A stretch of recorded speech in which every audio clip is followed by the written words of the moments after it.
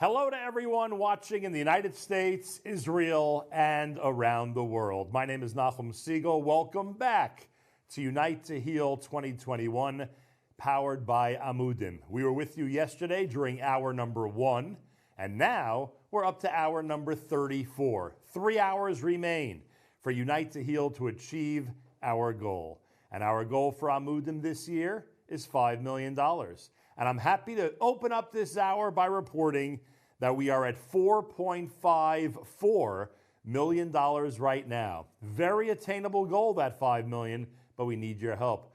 Many of you, obviously, from the response, know how incredible an organization Amudim is and how they help people around the world every single day. Individuals, families, anybody in need. So now it's time to step up. A lot of people have come through already. $4.5 million is a lot, but we need everybody to respond. Please give. You're on the site, unitetoheal.com. All we ask is that you participate. Remember, everything right now is being quadrupled, which means we have matchers, courtesy of Amudim, who are making every $1 contribution a $4 contribution. 25 is 100, 250 is 1,000, and so on. We've had some incredible content over the previous 33 hours. Those of you who've been glued to your computer, your phone, your iPad, whatever method you're using to watch and to connect with us, you've seen some amazing content, great panel discussions, entertainment, game shows, interviews, features. A lot of wonderful stuff has been happening. And all of that has been provided by our friends at Charity Bids, and we will explain how it all came together in just a few minutes. But right now, it's time to give. Right now, it's time to acknowledge some of the things you've seen and heard over the last 33 hours. Have you enjoyed the content? Have you been kept up to date on Amudim's activities? Have you internalized just how many people, based on their data and stats in their videos and during their presentations, they are affecting on a daily basis? How many cases they take on? How many states they work in? How many countries they've affected families in? The list is vast. It's an incredible operation, one worthy of support. And Amudim has done something that other organizations and other efforts have done in the past to an extent. But they have made sure to the fullest extent to bring very sensitive topics that are going on in our community, very sensitive situations that are happening within our neighborhoods to the forefront, and to speak openly about them, to address them, to give advice about them, and to provide what's necessary for young people and old alike to be able to get through those situations. Amudim is there. Amud, they stand. They're there standing for all of us year round. Now it's time for us to stand up and make a statement. It's time for us to declare that Amudim needs our support and is going to get our support. So it's very clear and it's very simple. UniteToHeal.com is the website. The donate button is pretty prominent, and already $4.5 million has been raised. Every time you give, it's 4 times the amount. We ask that everybody respond. If you haven't done so yet, now's a good time to do it.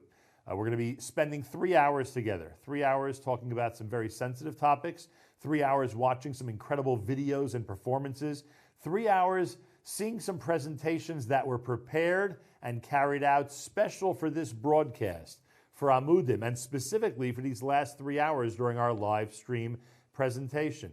As all that is going on, all we ask is that you toss in a few dollars or toss in any currency, no matter where you might be around the world, because every time you give, everything you give is being quadrupled. Let's get to that $5 million goal together. We'll be meeting a lot of wonderful folks tonight, people who work with the organization, people who've helped the organization, people who take great pride that they've provided some of the content for this amazing live stream. We ask that you respond and do so as generously as possible. The CEO of Charity Bids is Yami Shachter, and I am told that he is with us live right now to kvel a bit and to tell us about just how amazing these first 33 hours have been for the Amudim Unite to Heal event. Yami, a pleasure to speak with you live, sir. How are you? Good to see you again. Thank you for having me. A pleasure. Thank you for having me here. This goes back quite a while. Charity Bids came off an amazing performance last year with incredible content and wonderful presentations. Tell us how you feel this year has gone so far with everything that's been provided through Charity Bids on the Unite to Heal website. Looking at the ticker, it looks like we're doing pretty well. Yeah. I'm very proud of what we've accomplished this year. And I don't have the updated stats as of yet, but I know as of approximately 3 o'clock today, we had over 700,000 unique hits to the site in the last day. It's pretty impressive. I would ask you which have been I the think most. people are listening. People are They- watching, people are listening, people are being impacted. And most importantly, people are learning. People are learning both in through every one of these venues that you and your staff have created, every one of these types of presentations, all about Amudim and the importance of supporting Amudim. I would ask you what have been the most popular hours of the last 33. I don't know if you have those statistics yet. Anything that's had a tremendous bump and that got tremendous attention from around the world? Again, it's going to sound like I'm making this up, but the discussion between my father and Rabbi Efrem Goldberg saw a huge spike, and I think that hour alone brought in $300,000. Wow, very nice. The segment with Hot Ones with Kosher Guru and Tzvi Gluck was very popular. The Holy Yid Squares, which you hosted, did very well. And Rabbi Shlomo Einhorn's piece, even though it was only 10 minutes, people were raving about it. But the biggest of all is the song that Eli Schwebel produced. And if you recall, you and I spoke last week and I made a prediction. Do you remember what it was? You said that that song will save lives. So here's a phone call I got today. I got a lot of phone calls today. Got a lot of feedback about that video, which is now going around. One phone call in particular from a childhood friend who told me that he was abused over 30 years ago and never had the courage to say anything or to speak up until he saw that video. And now he wants to speak up and get involved with Amudim so that anyone else in the world who has gone through trauma or is going through anything that Amudim can help them with knows that they should speak up and seek help when they can, now that there is an organization that can help them. And he said he regrets that he didn't have an organization like Amudim when he was a child, and he didn't have an organization like Amudim when he came to his parents and told them about the abuse that he went through. And this is what he said is he faces his abuser regularly, and he never had the help he needed, and his family never had the help they needed. So when I told you last week that this song is going to save lives, I had a feeling it would be, and this is only one phone call I got today, and I'm sure there are stories like this all over the place. And I think we created a very powerful piece of music and a piece of content. I think Ellie wrote brilliantly, and the line that's flying around was the one that hit you the hardest as well, where in the lyrics he says, "I love you enough for you to hate me," where we are trying to intervene and help people who need help. And we betray their trust by recommending that they go for help and trying to get them help. But we love them so much that we're willing for them to hate us for trying to help them. Yeah. And I think when people see the song, they'll understand, when they hear the song, they'll understand the impact that it could have and the number of lives that it has. And that's why we're here, to save lives. And we're going to be featuring that video again about 8:30 Eastern time tonight here before we leave the air. Yummy, there are a lot of organizations who do great work and serious work like Amudim, and they might use this live stream and the 36 hours a little differently. Speaking very seriously, not a criticism, just it's their approach, speaking very seriously with education and informing as much as possible. Charity bids came into Amudim and really brought, in addition to all that, entertainment, special videos, unique material. What is it that all these things that often one might think don't fit into this format, what made it fit in so well in this format? It's a good question. So I think the first thing is, when we were asked to do this event last year, and we asked Amudim to lay out what their objectives and goals were, one of the main goals in fundraising was awareness, both amongst the people who are potential donors, but also amongst the people who should know to reach out to Amudim if they need help. And in order to do that, we had to cast the widest net possible. We had to create content that would run around the clock so that people around the world have a chance to participate and watch. that people around the world could learn about Amudim. And that's so that people with all sorts of many different types of interests, there's something in it for everybody, right? So there's musical segments and the game shows and comedy and the serious subjects about youth and mental health and addiction and how to raise your children. There's something in it for everybody. And as a result of that, we were able to attract close to 1 million viewers last year alone in the first year that we did this. So we saw that this was a format that worked, and we decided to do it again. So even if you're watching a segment which isn't necessarily about Amudim or the work they do, you owe it to Amudim. You just took a good time and you had fun watching something, and the whole thing was on the Amudim platform. So you already know that they exist. It can be about. But I will say, I said last year that Amudim is the only organization that I know of that has the ability to attract over 100 personalities to participate in their event. Right? So it's not only, it's a good idea if you could pull it off. But if you're not Amudim, you probably can't pull it off. Everybody, the second they hear it, said, we'll do whatever it takes. We're happy to jump in. Right. Everybody wants to participate. I think is very finally, Israel Yummy Shachter. Very, did I just say very unique? I'm sorry. I would hope not. But something allowed to be very unique. But trust me, if you did, you're going to be reprimanded. That I can guarantee. I'm about to get kicked off this broadcast. Finally, 20 seconds. How do people view the segments they haven't seen yet? We will upload them, and they should be available tomorrow. They'll be available on the Unite to Heal website, the same place where all of last year's segments are available. We didn't want to make them available during the live cast because we want people to watch as much content as possible, but tomorrow everything should be available on the website. Yummy Shachter, CEO of Charity Bids, they're responsible for all the content and the entire production that we are in the midst of right now. Thank you so much. Thank you. Pleasure.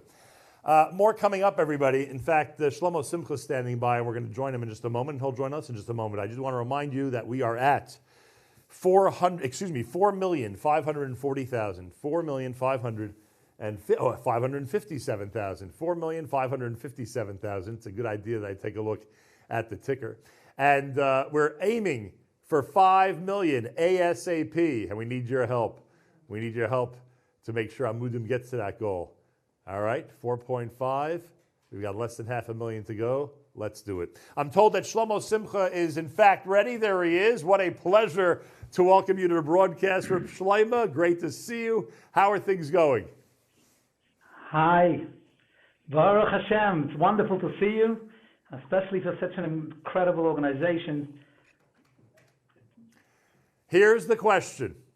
And I don't know if you're comfortable answering it, because I know that people don't like to give specific numbers. But in this case, I think you might cooperate. How many Suffren brothers are there?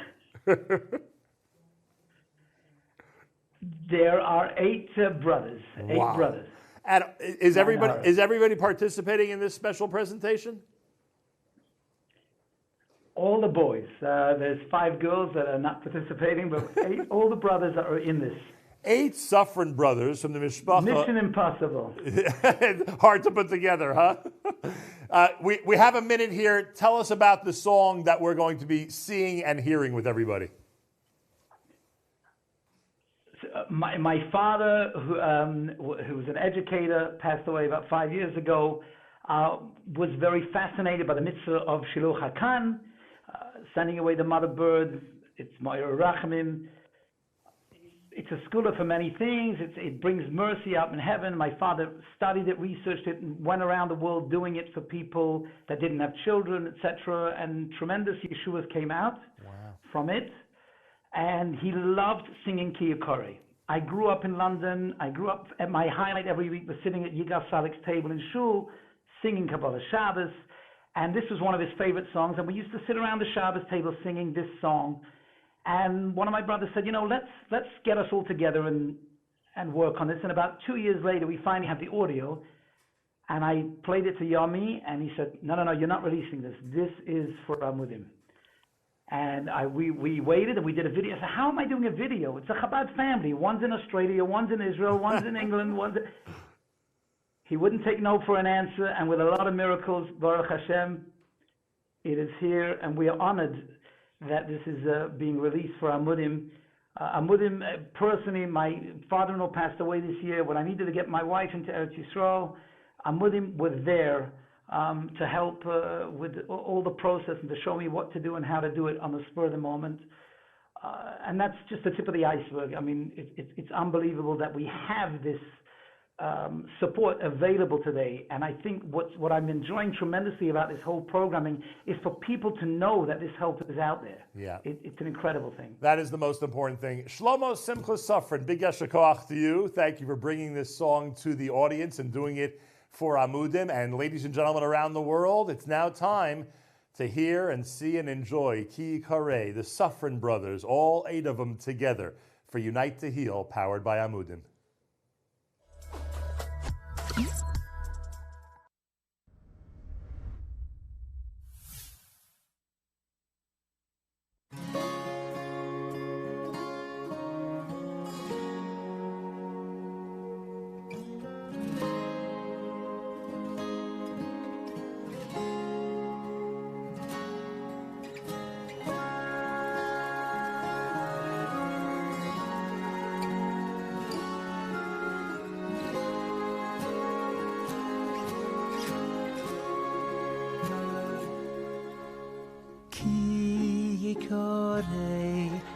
ציפור לפונך בדרך בכל עץ אוי על האורץ אפרויכים אוי ועצים ויואם רוי וצס על אפרויכים אוי על הביצים לא יסיקח לא יסיקח לא יסיקח אוהן על הבונים לא יסיקח לא יסיקח לא יסיקח אוהן על הבונים שלח תשלח אסוהן ויש הבונים תיקח לו למען ייטב לך למען ייטב לך והלכת יומי שלח תשלח אסוהן ויש הבונים תיקח לו למען ייטב לך למען ייטב לך והלכת ימים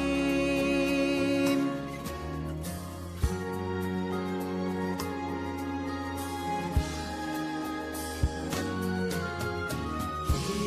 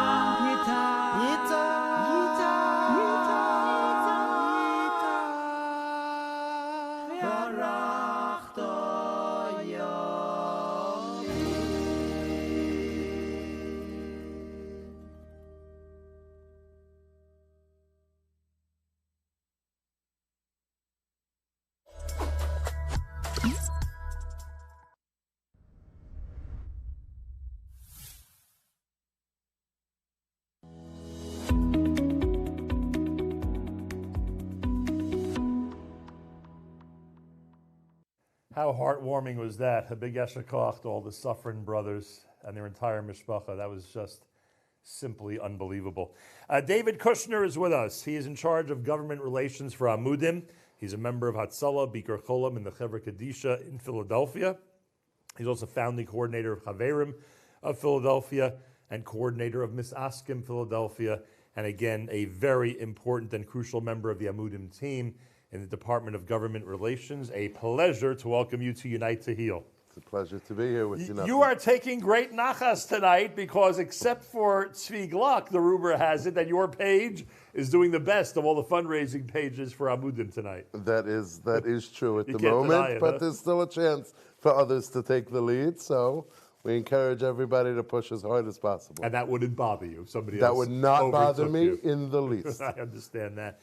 You mentioned something to me off the air, which I think is so critical because we always think of Amudim helping hundreds and thousands of families in specific types of situations, many of which would not apply to a lot of families in our community worldwide. But you got involved in something that really involved almost everybody, and that was trying to get young men and young women to yeshiva and seminary in Israel, and in general, get people to simchas and other occasions and emergency situations in Israel over the last 2 years. What's it been like being such an important part of the Israel travel component of Amudim? So before COVID, when in my role in terms of government relations, we dealt with a lot of the Narcan trainings in coordination with police departments and various governmental agencies regarding trauma and abuse and awareness. Right. And when COVID hit, a lot of those in-person events got canceled.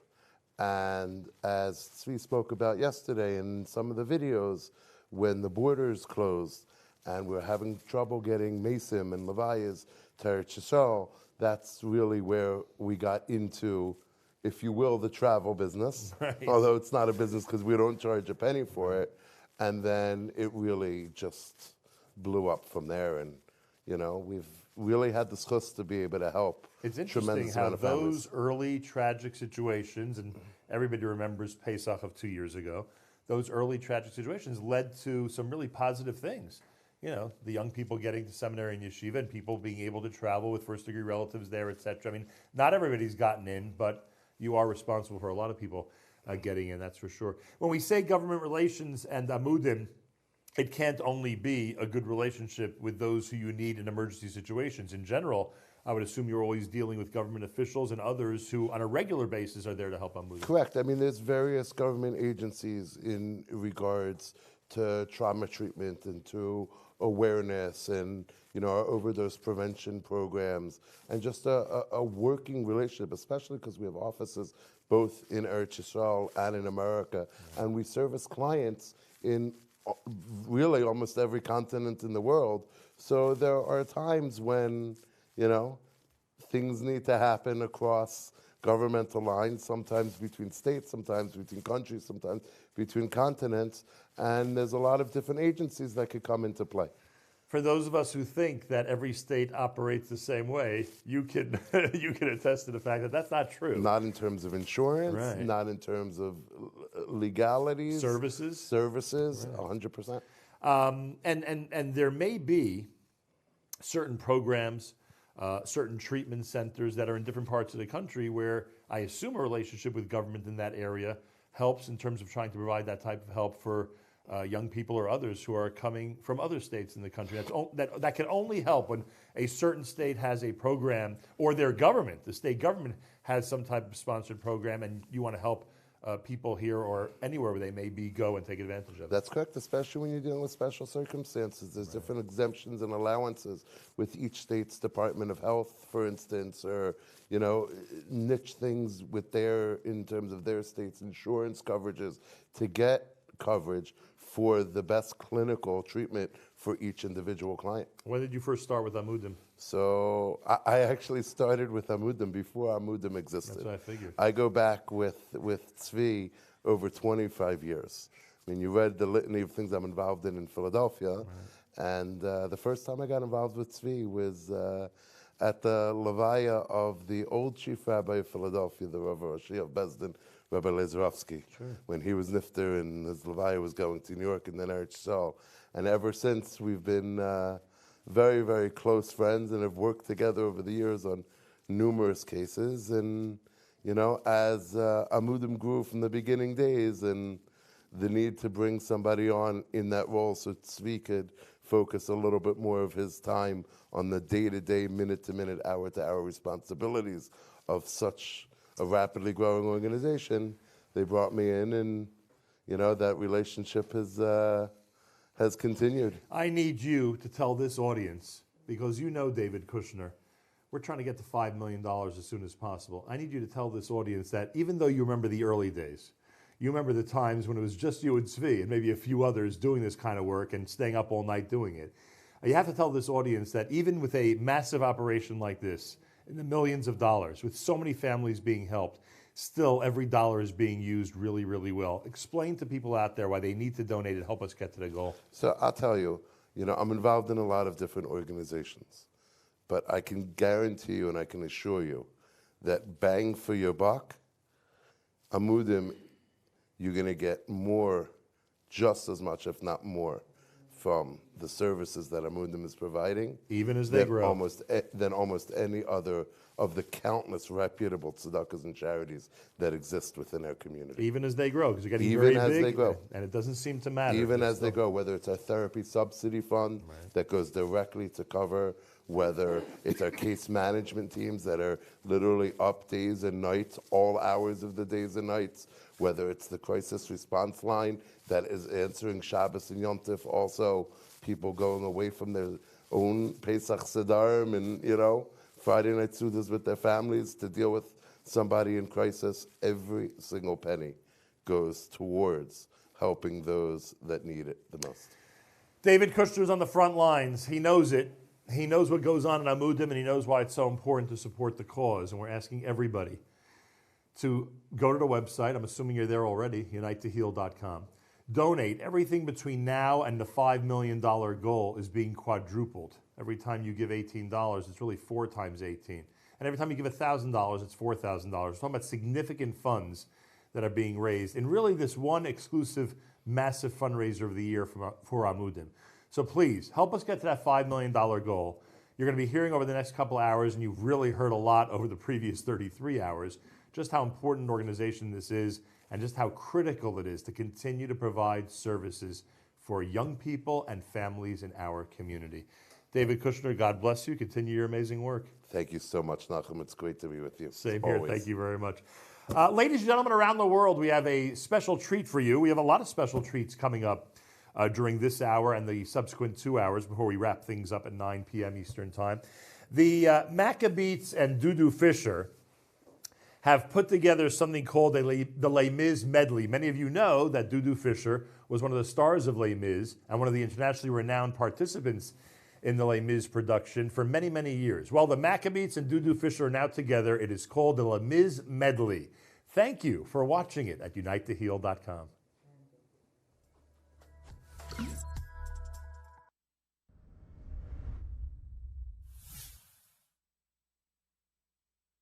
What a treat is this for me to sing with the Maccabees, this next medley from Les Miserables. I love the Maccabees and I'd love to listen to them sing, and I hope that you'll enjoy this medley.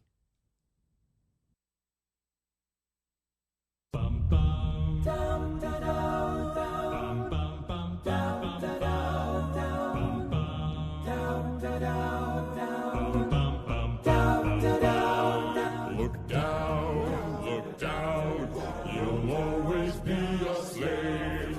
Look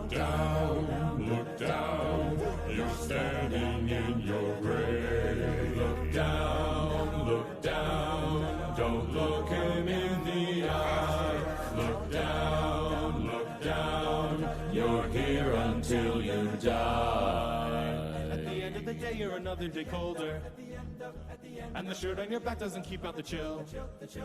And the righteous hurry past. They don't hear the little ones crying. And the guards coming on fast, ready to kill. One day nearer to dying. At the end of the day, there's another day dawning. And the sun in the morning is waiting to rise. Like the waves crash on the sand, like a storm that'll break any second. There's a hunger in the land, there's a reckoning still to be reckoned. And we're gonna be free someday, at the end of the day. I dreamed a dream in time gone by, when hope was high and life worth living. I dreamed that love would never die. I dreamed that God would be forgiving. Then I was young and unafraid, and dreams were made and used and wasted. There was no ransom to be paid,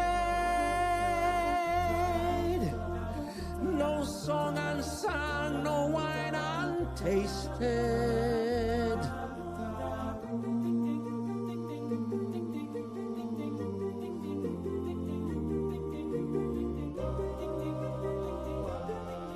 Who am I? Can I condemn these men to slavery? Pretend I do not feel their agony. This innocent who bears my face, who goes to judgment in my place, who am I? Can I conceal myself forevermore? Pretend I'm not the man I was before? And must my name until I die be no more than an alibi? Must I lie? How can I ever face my fellow men? How can I ever face myself again? My soul belongs to God, I know. I made that bargain long ago. He gave me hope when hope was gone. He gave me strength to journey on.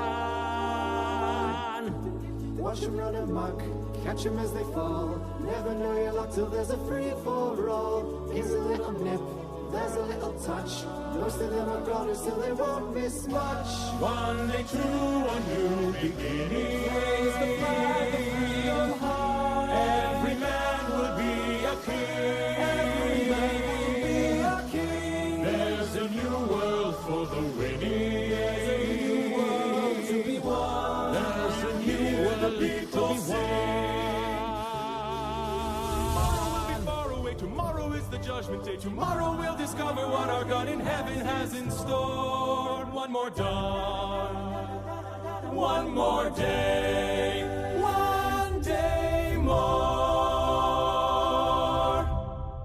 Do you hear the people singing the song of angry men? It is the music of a people who will not be slaves again. For the wretched of the earth, there is a flame that never dies. Even the darkest night will end and the sun will rise. They will live again in freedom in the garden of the Lord. They will walk behind the plowshare. They will put away the sword. The chain will be broken and all men will have their reward.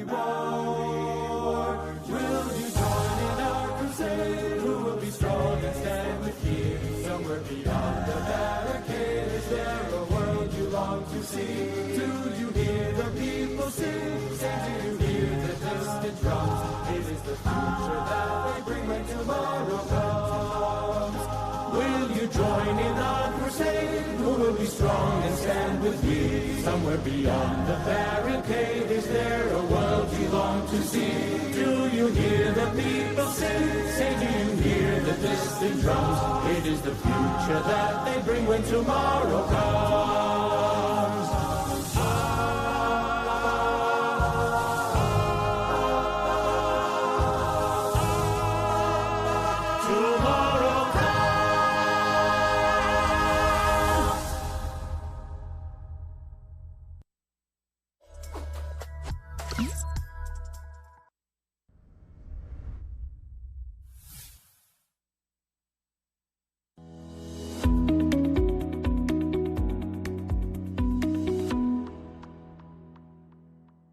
Back in our Unite to Heal studios, that was some presentation. Thank you to Dudu Fisher and the Maccabees. Thanks to all of you who have been donating, keeping Amudim strong. You know that we have a $5 million goal, which we'd like to get to ASAP. Join us. Right now, we're at 4.6 million, 4,622,000. Join us, everybody. Participate. Everything you give is quadrupled right now until we get to the $5 million goal. Dr. Shlaimy Zimmerman is with us. He's a licensed clinical psychologist who runs Child and Adult Psychological Services, a group psychology practice, a well-known speaker and consultant for many nonprofits in the fields of child development, education, prevention, and trauma. Dr. Zimmerman is also the chair of the Amudim Clinical Advisory Board. Welcome to the show, Dr. Zimmerman. Thank you so much, Newcomb. Great to have you here. Well, I guess we'll start with this because it seems to be an unavoidable subject, and that is how different have the last 2 years been compared to your prior work in the field of psychology? Well, it's been pretty remarkable. I mean, things have been very busy all the time, but then the last 2 years, things just skyrocketed. It was actually during COVID when Tzvi reached out to me. He was like, Shlomo, things are bad. I'm thinking to do a hotline. And like with most projects that Tzvi says, I begged him, please don't do it. We know nothing about hotlines. We've never done a hotline. It's not really our department. Don't. The next call I get back is, Shlomo, we have a hotline. The hotline set up. So we jumped on and built a hotline from the ground up and fielded thousands of calls during COVID. And our caseload just blew up, and that's true, at the Amudim level and psychology, mental health world. There's seeing more and more and more problems come out. So Tzvi's been talking about the growth, and you've been hearing about that all day, just how many cases we have, and we need to be able to help them. And the hotline had everything from the, I don't want to say mundane, no situation in COVID was ever something we shouldn't take seriously, but I guess it was something from the somewhat simple to the very, very complicated, right? Absolutely. We had from, I'm somewhat anxious, I don't have my regular exercise routine, to even that could get somebody, huh? Active suicidal calls where we were literally talking people off ledges. Right. Let's deal with the first one first. When people have that small adjustment in their schedule and they only start to realize how important that exercise is or how important their hour off is, depending on what they can or can't do, how do they deal with that? So a lot of people struggled because so many elements of their routine went out the window at the same time. They couldn't communicate with family, they didn't have exercise, didn't have their regular work, and a lot of people were in isolation. They were discouraged from leaving the house and taking a drive. Exactly. So we were doing things from encouraging people to walk outside and take walks and reconnect with family and use Zoom and other things, to trying to piece together treatments for the most severe issues, cobbling together things while many programs and things weren't even doing in person. So we really just did whatever we could in the moment. I'm laughing because one of my kids says to me, we live in downtown Manhattan, and one of my kids, as we're passing 34th Street, says, yeah, I used to walk up here during COVID. I said, really? All the way up here? Don't you remember we had nothing else to do? I may as well. Right. I may as well take a little walk, even if it's a couple of miles. All right, and then, of course, the really severe cases. Do we have enough, and I know this sounds like an unusual question, do we have enough qualified, trained people in our community to deal with the very sensitive situations? I mean, you mentioned earlier some of the calls actually did involve active suicide situations. But we're talking about you pray that you have the right person answering that hotline on the other end of the phone to deal with something like that.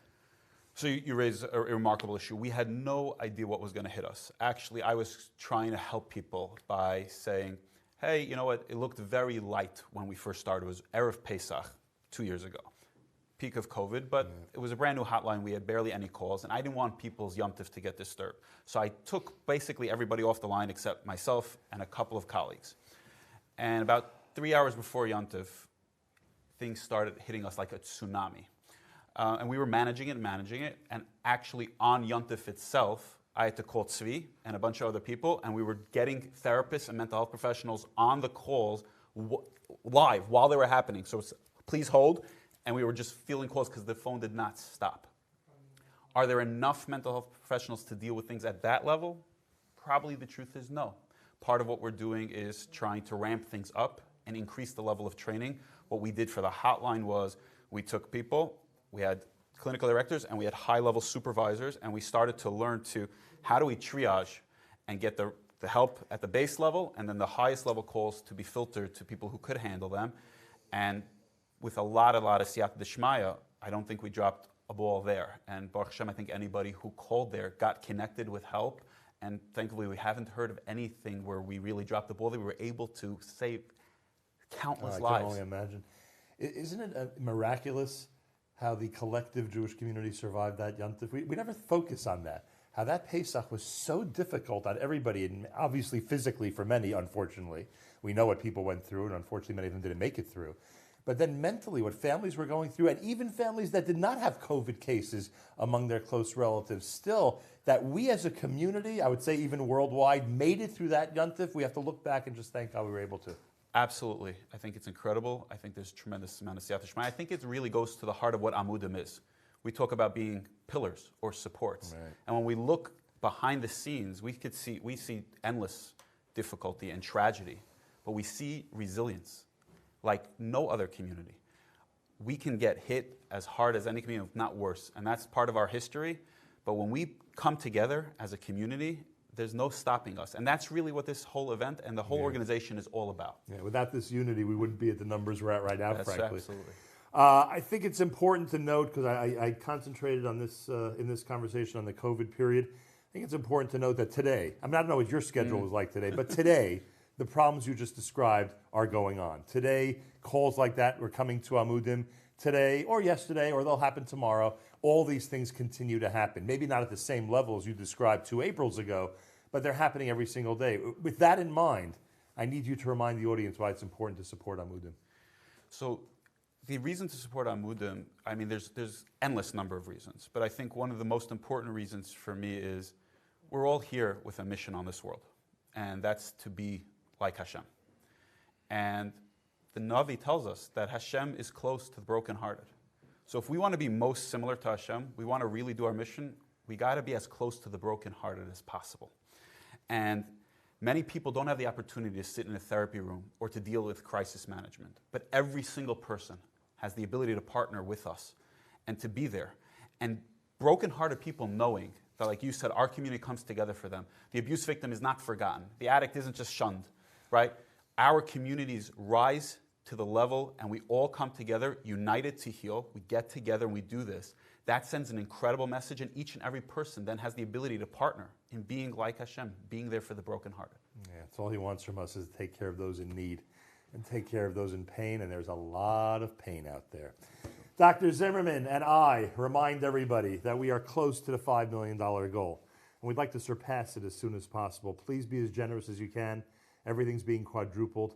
Get to unitetoheal.com. Just click the donate button and be part of this amazing effort on behalf of Amudim. They want to end 2021 strong, and they want to help even more people in 2022. We're asking everybody to be as generous as possible. Dr. Shlaimy Zimmerman, continue your amazing work and continued success with everything you do with Amudim. Thank you so much, Newcomb. A pleasure. We have another special treat. We're all about special treats tonight, especially during these final 3 hours of our live presentation. And right now, Shuli Rand is going to be performing in a video that is going to be very familiar to a lot of people because this has become a very popular international song. It's called Bein Kodesh L'Chol. Shuli Rand on our broadcast of Unite to Heal, brought to you and powered by Amudim.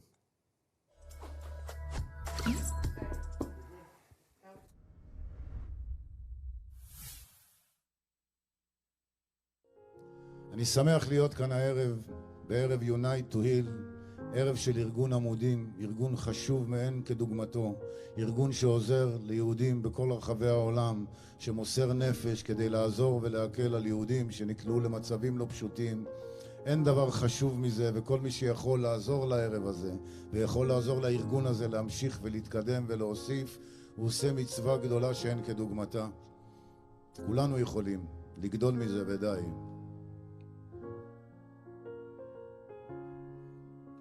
בין קודש לחול אני חי, עם האמת שמשתוללת בי, עם אלף הרגלים, עם כל צלקת שעל פניי.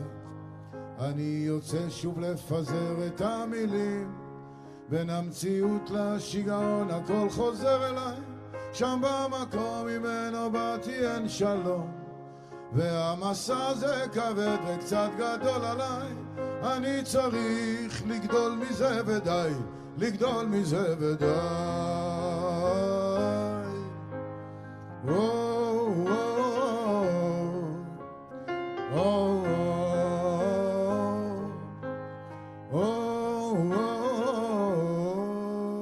בין קודש לחול אני חי, עם האמת שמשתוללת בי, עם אלף הרגלים, עם כל הפחד שעל כתפיי. אני יוצא שוב לפזר את המילים, בין המציאות לשיגעון הכל חוזר אליי, שם במקום ממנו באתי אין שלום, והמסע זה כבד וקצת גדול עליי, אני צריך לגדול מזה ודי, לגדול מזה ודי.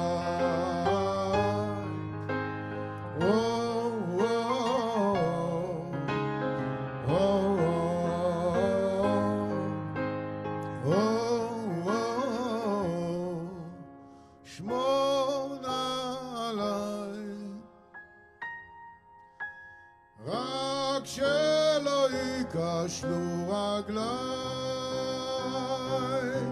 אלוקיי, בין המציאות לשיגעון הכל חוזר אליי, שם במקום ממנו באתי אין שלום, והמסע זה כבד וקצת גדול עליי, אני צריך לגדול מזה ודי, לגדול מזה ודי.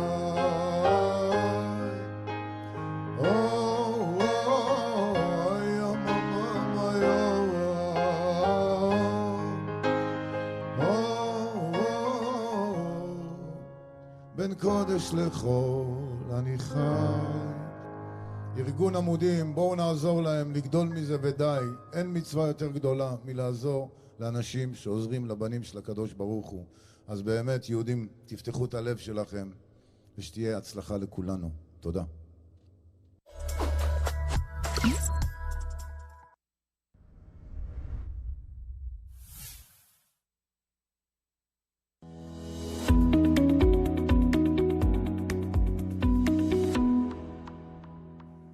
We're in the Unite to Heal studios. Thank you to Shuli Rand for that amazing presentation. And we have two special guests with us. Batsheva Bohm is here, a board member with Amudim, and Haskell Bennett, who rightfully identified himself as a friend of everybody, is with us as well. He certainly is a good friend of Amudim. A pleasure to welcome you both to the Unite to Heal broadcast. Batsheva is a prominent attorney and finds time to volunteer some time as a board member. What's it like being part of an active board? Because there are a lot of organizations, some with inactive boards and some with active boards. Amudim is known for just how active their board members are. What's that experience like?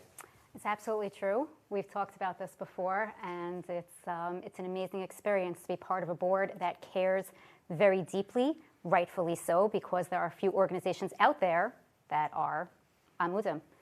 And the board cares, the board is involved in many, many decisions, and the board puts its money where its mouth is. No, that's for sure.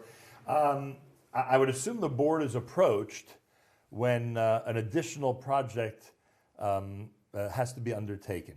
And that's always a big decision, right? Someone in business thinks a million times before they add an expense. Somebody in the not-for-profit world wonders, can we afford and can we fund what needs to be done? What's it like when a new twist comes across the board's desk, when something that you didn't think of until that time was necessary or important in our community is brought to your attention that it is?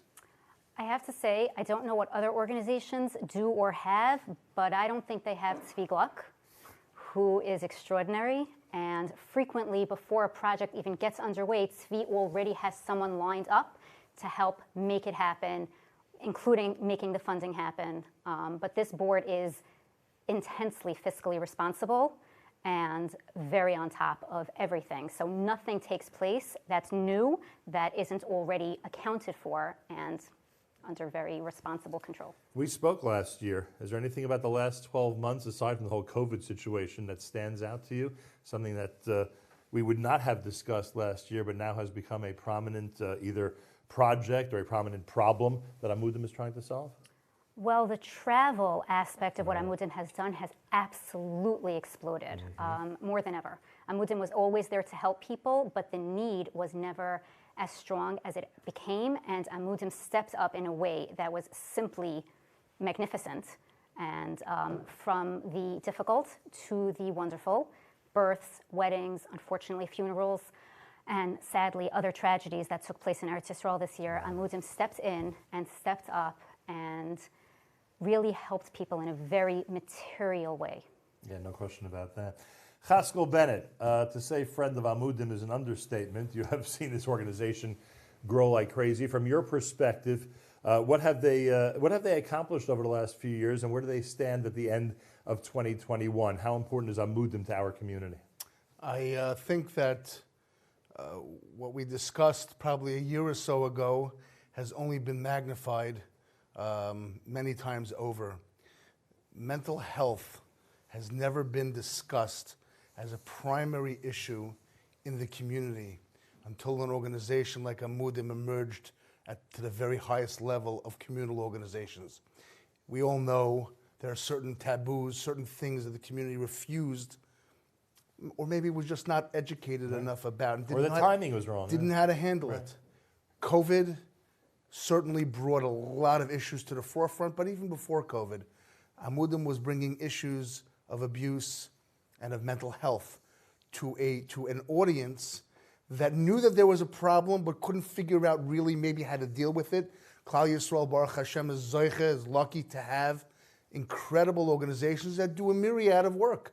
I mean, we know all of our organizations, there's no reason to go through them, but really from cradle to birth, everything in between and beyond.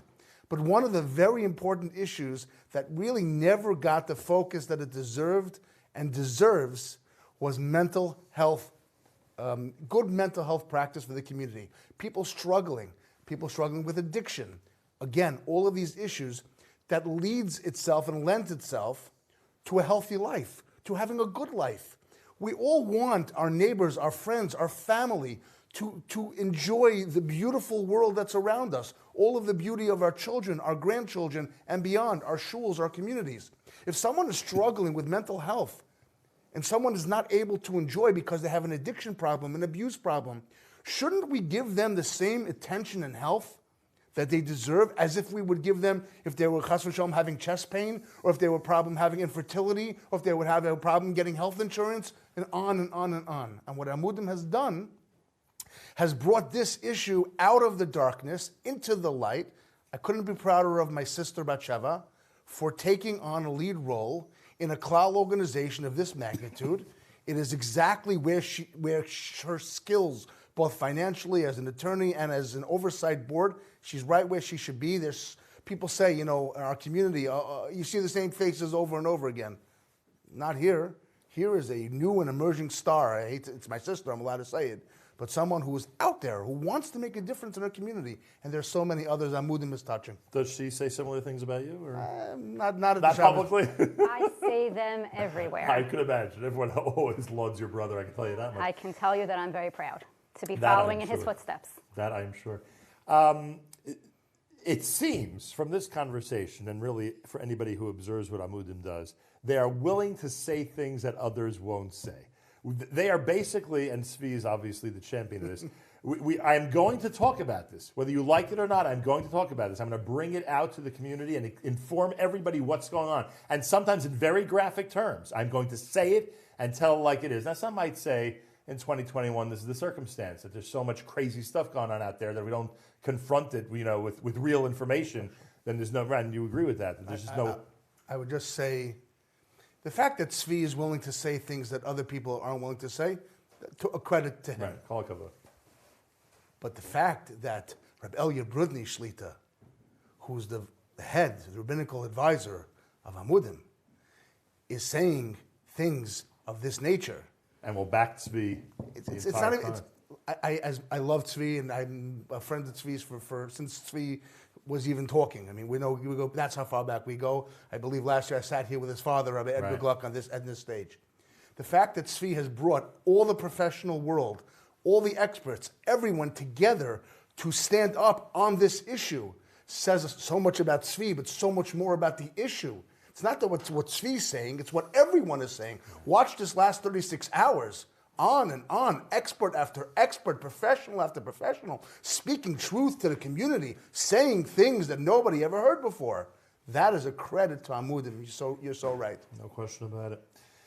Batsheva and Chaskel join me in asking everybody who's watching to please support the work of Amudim. It's obvious that Amudim has made an impact out there. After all, we're at $4.7 million and a $5 million goal. So obviously a lot of people have been educated and understand the importance of this organization to families and individuals worldwide. We're asking all of you during these final hours, please give what you can, help us get to the goal, and make sure Amudim stays strong. I'll ask Chaskel first to you, and then Batsheva. Just say it to the people out there. Why should they be supporting Amudim right now? I think an investment in the community is an investment in ourselves. The stronger we can create an infrastructure that helps people in need, some of the people who are falling through the cracks, an organization like this, if you care, I've said this before, probably with you, Newcomb, if you care about the Jewish people, it's not enough to look at the tsaris out there, krechts, and say, oy vey, oy vey. Read your WhatsApp and say, oh, it's terrible. See this tragedy, see that issue, see that problem. We have to take it from oy vey to action. Here is an organization that is taking the tsaris of the community, they are creating solutions, and they are creating action. So that is the kind of organization, if you profess to care about the Jewish people, I'm here for that reason. I won't speak for my sister, but I'm assuming she has devoted her life as one of the things she's doing for that reason. I know thousands of people. We're at $4.something million. Clearly, people identify, it resonates. Yep. Help us get over that top. No question about it. Batsheva, what would you say to everybody about donating? What I would say to everyone is this. I have seen Amudim care for our people like it is a brother, a sister, a child. I have seen stories that show a way of caring for Klal Yisrael like they are family in an extraordinary fashion. And I would say to everyone out there, this is us. It's your children, our siblings, our friends. So please, help Amudim, help us. Batsheva Bohm, Chaskel Bennett, they are siblings, and they're both passionate about the importance of supporting Amudim. I thank both of you. We have another special treat, everybody, as we kick off the next hour of our 3-hour presentation here tonight. Eli Marcus and Aryeh Kunstler together have created something that they call the Yosef Karduner medley. It's Eli and Aryeh together at Unite to Heal, powered by Amudim. Thank you.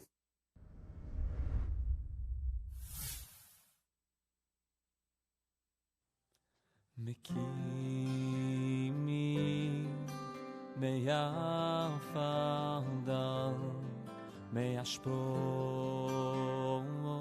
yarim mevyot lehoshivi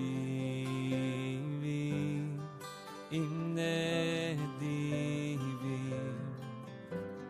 im nedivei amor Miki Hashem Elokeinu Hamagbil Hashaveh Hamashbili Liro Bashamayim Uba'aretz Oy Mekimi Me'yafadal Me'ashbot Yarim Evyot Le'oshivi Im Nedivim Im Nedivei Amor Shir Lama'alot Esa Einai Ele Arim Ume'ayin Yavo Ezri Me'imashem Ose Shamayim V'aretz אל ייתן לעמוד רגליך, אל ינום שומרך. הנה לא ינום ולא יישן שומר ישראל, השם שומרך, השם צילך, על יד ימינך. יומם השמש לא יככה וירח בלילה, השם ישמורך מכל רע, ישמור את נפשך, השם ישמור צאתך ובואך מעתה ועד עולם.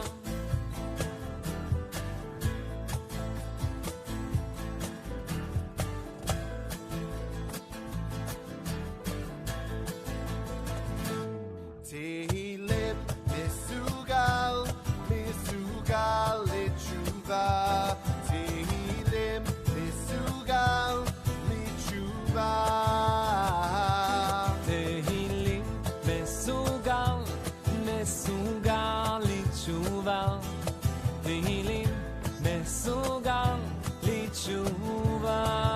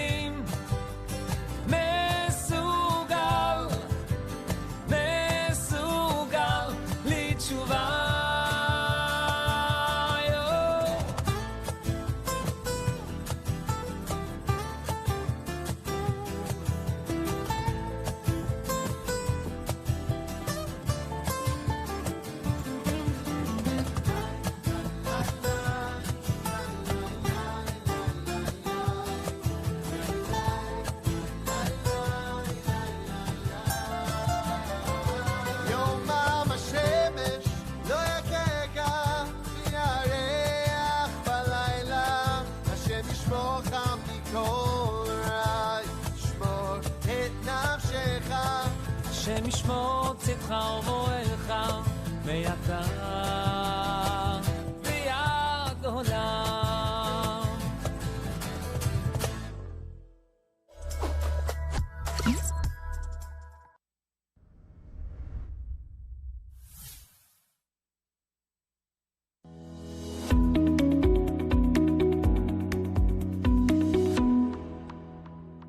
UniteToHeal.com is the website. Get us to our goal. The goal is $5 million. We want to get there as soon as possible so that we can continue to support Amudim. And I hope you've been enjoying all these hours of amazing content provided by Charity Bids. We're here until 9 p.m. Eastern Time, or maybe a drop after that. Who knows? We want to get to our goal and get there as soon as possible and even go beyond the goal. Simcha Shain is here. Simcha Shain first founded Paraflight and later organflights.com. The two companies provide 4 different services for patients in critical condition. Paraflight offers an air ambulance, which Simcha describes as a private jet ICU in the sky. Paraflight also offers a medical escort program for non-critical patients on commercial flights, providing a doctor, nurse, or medic to travel with the patient to their destination. A pleasure to welcome you to our Unite to Heal studios. Thank you. I see that the effort that, and of course many years with Hatzalah, many years with both Hatzalah here and United Hatzalah in Israel.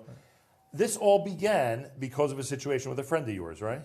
Correct. And that friend unfortunately didn't make it, was seeking a lung transplant, and you decided, I mean, as sad as these stories are, and obviously we would have preferred he made it, it's amazing that this entire effort that you've created is all because of that one episode. Think of how many people you've saved and helped because of that one situation that came across in your life. Correct. I was privileged to get to know a lot of people through my connections in Hatzalah and in Camp Simcha. But my story started actually with Shlomo Zakheim, Zechrono Livracha. Of course. I'm sure everybody knew who he was. And he was a philanthropist, and he was an unbelievable Baal Chesed, and he taught people how to give. And he had his own private jet that he used for his business. He had a Lear 31, and he actually outfitted it with a stretcher and with oxygen. And he would send me and other paramedics all over the country to fly patients to wherever they had to go. And he's the one who actually introduced me to this young boy who was sick. And unfortunately, Shlomo got sick secondary to his exposure at 9/11. And Shlomo didn't actually pass away from the sickness from 9/11, but from the destruction of his lungs from the chemotherapy. And he needed a lung, and this young boy who he introduced me to, Yochi, and we traveled all over the country, 11 different transplant centers, and everybody said no, until we found a place right here in New York that accepted him. And although Yochi passed away 2 years ago, his mother always, and I speak to her almost on a weekly basis, tells me that because he had that will to live, and he had that belief that one day he's going to get a lung, he just held on to it. And although he passed away, we continue to do it in his memory. Unbelievable. And by the way, we should note, because I think anybody who knew Shlomo Zachheim would appreciate it, that if he knew what we were saying about him publicly, he would not be very happy, frankly. That's correct. But now, all these years later, we look back. I would assume, just based on what I knew back then, that anything you described that you did with him was kept completely under wraps, and he didn't want anybody to know about it. Correct. He told me the statute of limitations is forever. Oh, wow. So I guess I'm going to be careful what I say now. Thank God people who are healthy and have healthy families don't know who you are and don't even realize that this service exists.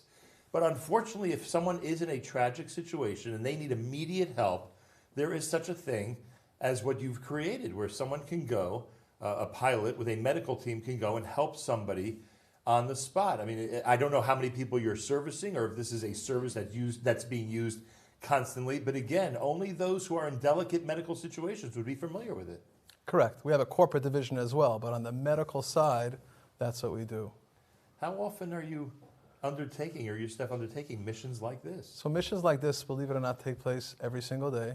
Nobody knows about it. Where someone has to get to a hospital quickly, or get a transplant immediately, or a number of situations, I guess I could mention. So what we do primarily is we fly transplant teams from their hospital to a donor hospital. It could be anywhere in the country, generally within, anywhere from an hour to 3 hours of flight time, sometimes 4.5 to 5, with special boxes and machines that they have that can prolong the length that a heart or a lung can be out of a body. But we send the teams out, they do a procurement surgery, and then they come back. So we provide aircraft, jets, helicopters, ground transport, whatever is needed. And then they get back, and then they do the surgery over here. And it's all about speed. Ambulances would never suffice, Correct. right? Not a chance. Well, the distance is too far. I'm saying, right? they're not even You can't possible. fly 1,500 miles with well, can't drive in an ambulance. Well, you've seen some drivers, but I get it. But the whole concept is amazing because you're able to take advantage of the fact that these planes and helicopters exist and that your service is around. It's incredible what we can do for people. So do you get some calls, might I guess, from Tzvi Gluck and people in Amudim once in a while? Yes, we do. I go back with Tzvi. I think everybody's been. I think Chatzko mentioned it before since we're kids. I think I know Tzvi since we're probably 10 or 15 years old, and he used to come to Lakewood where I lived, where he had some family there. But Tzvi's one person and it's a two-way street, okay?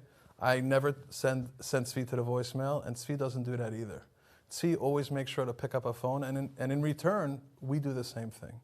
You know that when Tzvi's calling you, it's for something important. He's not calling to shoot the breeze. There's an issue, and it's a problem, and there's a challenge, and he really has the solution. He just needs his partners to participate in the solution with him. Get it done. Right, and that's what we do. It's pretty remarkable, frankly. There's an audience out there. There are a lot of people who have been very generous so far, thank God, in getting Amudim until this point. We have a goal of $5 million, and I'm sure you would say that every dollar is well spent in this organization. You've seen a lot of the tragic situations and a lot of the very successful situations up close and personal. What could you say to the people who are watching and listening right now about why it's so important to support Amudim? The reason we have to support Amudim is because they're here for us. Amudim never turns anybody down. And if you want to be a partner, how simple is it now, right? Tzvi Gluck and his entire team, they work 24 hours a day, 7 days a week. Tzvi has a special designated Shabbos phone that he utilizes, but the audience doesn't have to do that. The audience can participate, and they can partner with Amudim simply by swiping their credit card. Isn't that amazing? It certainly is. When you wake up tomorrow morning, will you likely be introduced to a new adventure, or you already know what the schedule is for the rest of the week? We never know the schedule the rest of the week. Right? You wake up in the morning and you have hours to get something done, right? Well, we don't really sleep. You know, I say the last time I slept a full night without worrying about my phone was 2014. But Baruch Hashem, we have a solid team behind us that works on, and even the Amudim missions that we do. Some of these missions can take 3 or 4 days because these are missions that take place across the world and across continents. Can you describe one of them for us? I can. There's no statute of limitations because Tzvi didn't tell me that I can't talk about it. But yeah, I can tell you just over the last 2 weeks, jobs that we had together, or missions that we had together. One of them was for a doctor who was very sick with COVID. His second time was an exposure, and he was in Israel. He was in Eretz Yisrael, and he needed stem cells. And somehow Tzvi got involved, and he called me up. He was working on it the whole week. I can't even imagine how many people. I know of 20 plus people that are working on this mission, including my cousin Dov Landa. And he called me up and he said, we need a plane because we have to get stem cells from Florida to New York on Shabbos, because Tzvi was going to take it on Matzah Shabbos on an LL flight to Israel. So I was on with Tzvi, Friday night, Shabbos morning. We got the jet to land, had it picked up. Baruch Sandhouse from Hatzalah of South Florida went and picked it up, brought it to an aircraft. I got flown to Farmingdale, and then Michael Vatch from Senior Care actually arranged. I'm sure you know Michael. Yeah, do you know how many people you need involved to get this right? done? Oh, of course. Michael Vatch arranged, and I was sitting with him, Shabbos morning. I think he was actually in Florida, but I called him during Kriyas HaTorah because I heard the Haftarah in the background, and he arranged for a transfer to pick it up to bring it to Tzvi, who brought it to Israel, right? And Baruch Hashem, they say the guy's doing well, and we've repatriated, bodies who were stuck in other countries who had to come in, and when Tzvi makes that phone call, he doesn't want to hear stories, he doesn't want to hear excuses, just like he doesn't give excuses. Right. He wants that job done, and that's what we do. Simcha Shain, what a pleasure to have you here, and what exciting adventures you're involved with, but more importantly, exciting mitzvahs and incredible chesed that you're involved with, which is amazing.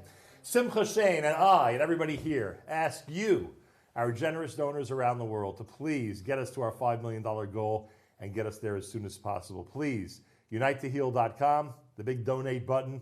It's very simple. Get us to $5 million, and it's easy to do right now because until the $5 million mark, everything you give is quadrupled. Every $100 is $400, etc. Please support Amudim. Keep Tzvi Gluck and his incredible staff and all the volunteers and all these ancillary companies and chesed organizations and private individuals who are jumping to make sure they can do what Tzvi and Amudim need to be done. Keep them going with tremendous support. Please give, and please give generously. Our next video, our next special presentation is a pair of brothers, Yankee and Shulam Lemmer. Yankee and Shulam Lemmer have a song that they're performing together called A Man from Vilna. You may recall the Journey's selection of Man from Vilna. It's a great one. Here are Yankee and Shulam Lemmer on Unite to Heal, powered by Amudim.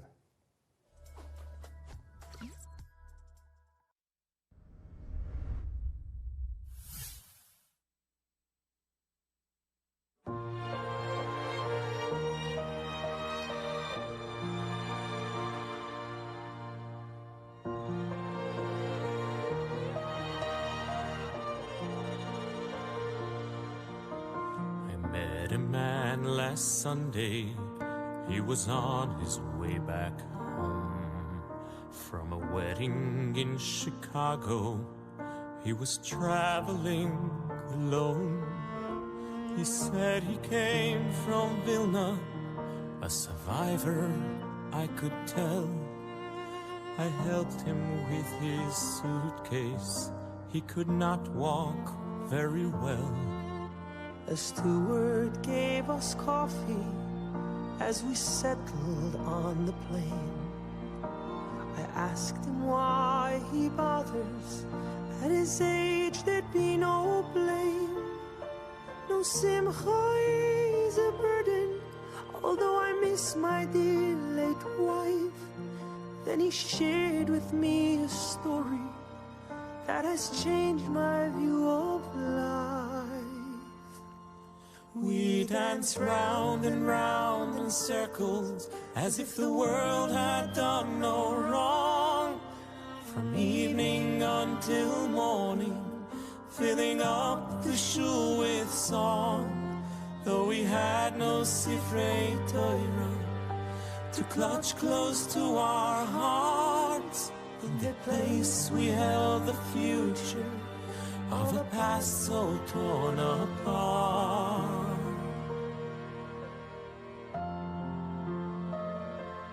I remember liberation, joy and fear both intertwined. Where to go and what to do, and how to leave the pain behind. My heart said go to Vilna, dear, I pray it once again, for the chance to find a loved one, or perhaps a childhood friend. It took many months to get there, from late spring to the fall. And as I, many others, close to 400 in all, slowly there was healing, darkened souls now mixed with light, when someone proudly cried out, Simcha Shain is tonight. We danced round and round in circles, as if the world had done no wrong, from evening until morning, filling up the shul with song.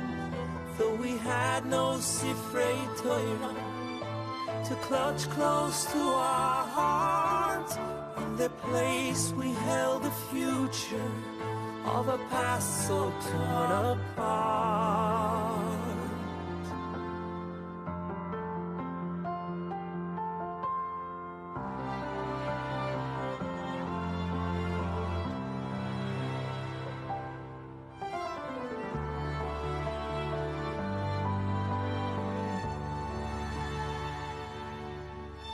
We ran as one towards the shul, our spirits in a trance. We tore apart the barricade, in defiance we would dance. But the scene before us, it shook us to the core. Scraps of cedar, bullet holes, bloodstains on the floor. Turning to the eastern wall, we looked on in despair. There'd be no scrolls to dance with, the holy ark was bare. Then we heard two children crying, a boy and girl who no one knew. We realized no children were among us but those two. We danced round and round in circles, as if the world had done no wrong, from evening until morning, filling up the shul with song. Though we had no Sifrei Torah to gather in our arms, in the place we held those children, the Jewish people would live on. We danced round and round in circles, as if the world had done no wrong, from evening until morning, filling up the shul with song. Though we had no Sifrei Torah to clutch and hold up high, in their place we held those children. Am Yisrael Chai. Am Yisrael Chai.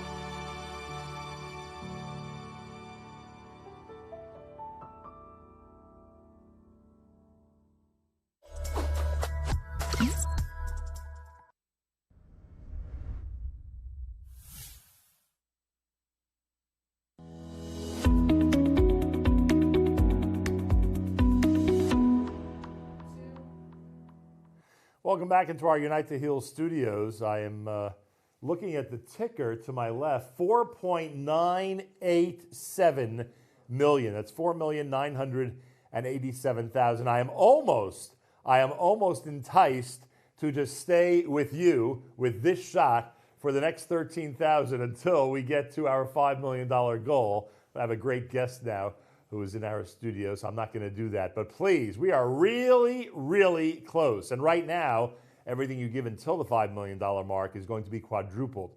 So give and give generously. One more check, 4,900,000 and almost 88,000. So about 12,000 to go before we hit our goal, and it would be amazing to do so in the next few minutes. Rabbi Elhanan Zohn is with us. He's in our studio. He's director of the Vada Rabbanim of Queens, Chevra Kadisha, and founder and director of NASC, the National Association of Chevros Kadisha. He is a renowned authority on Jewish burial, a world-renowned halachic expert on matters of afterlife care.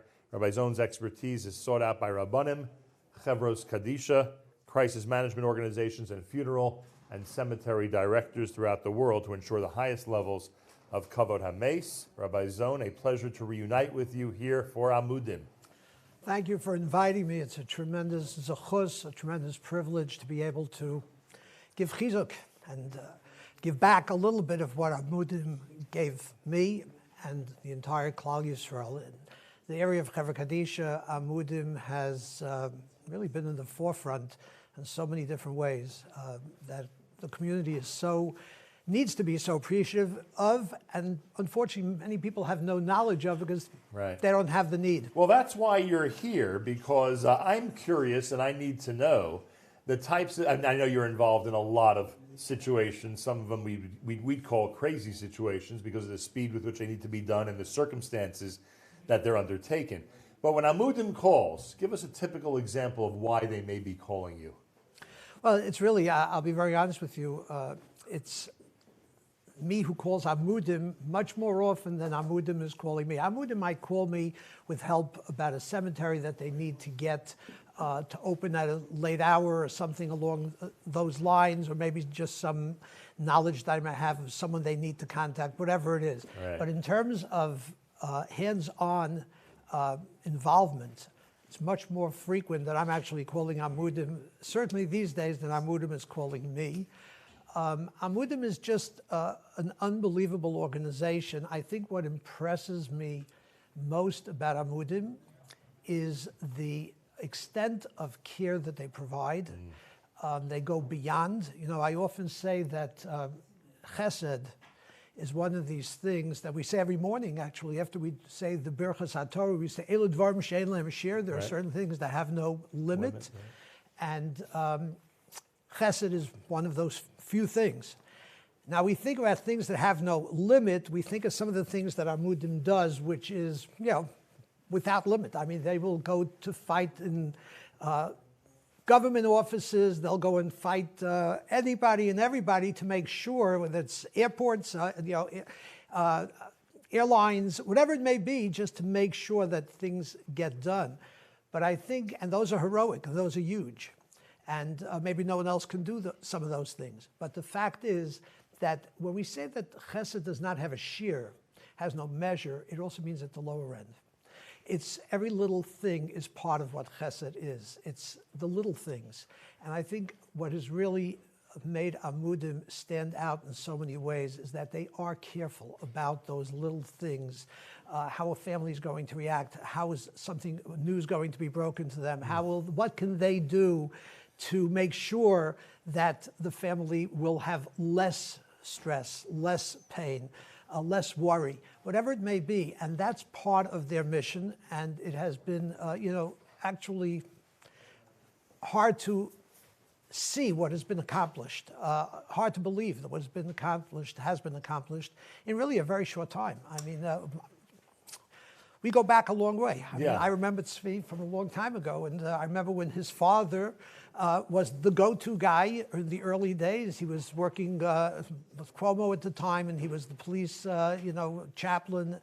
And I would turn to him. We would do a lot of things together. But he certainly knows how to get it done, as does Tzvi. Rabbi Zohn, I have a major announcement to make, which I'm going to do in a moment. But first, I just want you to communicate to those who are watching and listening why it's so important to support Amudim tonight. Okay, Amudim is there to really support the community when anyone needs them.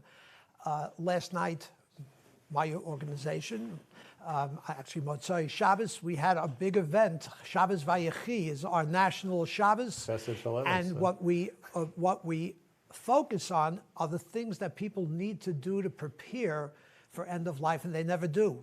Well, Amudim is really there to pick up the pieces when people don't prepare. And there are a lot of things that people don't necessarily do in advance, even if it means not having a passport when they know that there's a kever in Eretz Yisrael, and so on and so forth. A lot of times during COVID where we couldn't prepare because with things that we couldn't prepare for. But the fact is, Amudim is there to pick up the pieces whenever necessary, certainly in the area of Chevra Kadisha, whether it's getting all the paperwork done so that they can be able to get the Kur done as immediately as possible. And again, taking care of the family and everyone else. Rabbi Zohn and I encourage everybody to support Amudim all through the night. We have heard of multitudes of reasons why you should support. And here, Rabbi Zohn gives us his perspective as the national head of the Association of Chevros Kadisha. Everybody out there, let's support Amudim and do so as generously as possible. And now we are joined by Tzvi Gluck, who is here on set with a major announcement. I'm actually going to steal his thunder and let everybody know that Baruch Hashem, we have achieved the goal for Amudim of $5 million. If you look at your screen, it does deserve a round of applause. And I love the confetti that's being tossed around. and in celebration of this great event, Tzvi, Mazel Tov. Mazel Tov to you and the entire organization. And really, I'm going to say Mazel Tov to Klal Yisrael on this accomplishment. Absolutely. It is a very big Mazel Tov to Klal Yisrael. And it's also a very big testament when you see the amount of people that made the donations. A few thousand donors. That means they're giving a voice for those who historically have not been heard. But I actually have an even more special announcement. So now I'm going to steal my thunder back. Go for it. We found out about 3 minutes ago, so thank you to my staff, that actually a group of donors have actually contacted us and let us know that we are going into a bonus round, which historically we have never done. Right. We always call it quits when we hit the number. Right. But we are going up to $6 million with a 3-to-1 match. So the match is actually continuing until $6 million in a bonus round. And by the way, if you remember that pressure we had last year towards the last second, and now I can breathe a little. So all right, this let me is make really this exciting. Clear. Thank you, Tzvi. Let me make this clear to everybody. It was unclear what would be regarding how matching would work once we hit $5 million. It was unclear. Weren't sure exactly how it would work. Maybe a double match, who knows? Well, we have great news. It's a triple match, which means everything between now and $6 million, everything between now and the $6 million goal is going to be triple match. Now, I'm not going to do all the math, but you get the point, everybody. $30 is $90, and $100 is $300, et cetera, et cetera. And that goes all the way until we hit $6 million. We are officially in the bonus round, confetti and all. We are officially in the bonus round, marching towards $6 million. Tzvi Gluck, is there anything else you'd like to add as we now cross over from our goal to the bonus round? I'm going to go back and continue working the phones and keep trying to get even more money, because every dollar that we bring in means another dollar we can use to help someone in need. You know, it's interesting how many insiders, board members, and outsiders, people you work with but don't know the inner workings of the organization, all said tonight how every single dollar is utilized so well by the Amudim organization. That's a big testimony to you and your staff.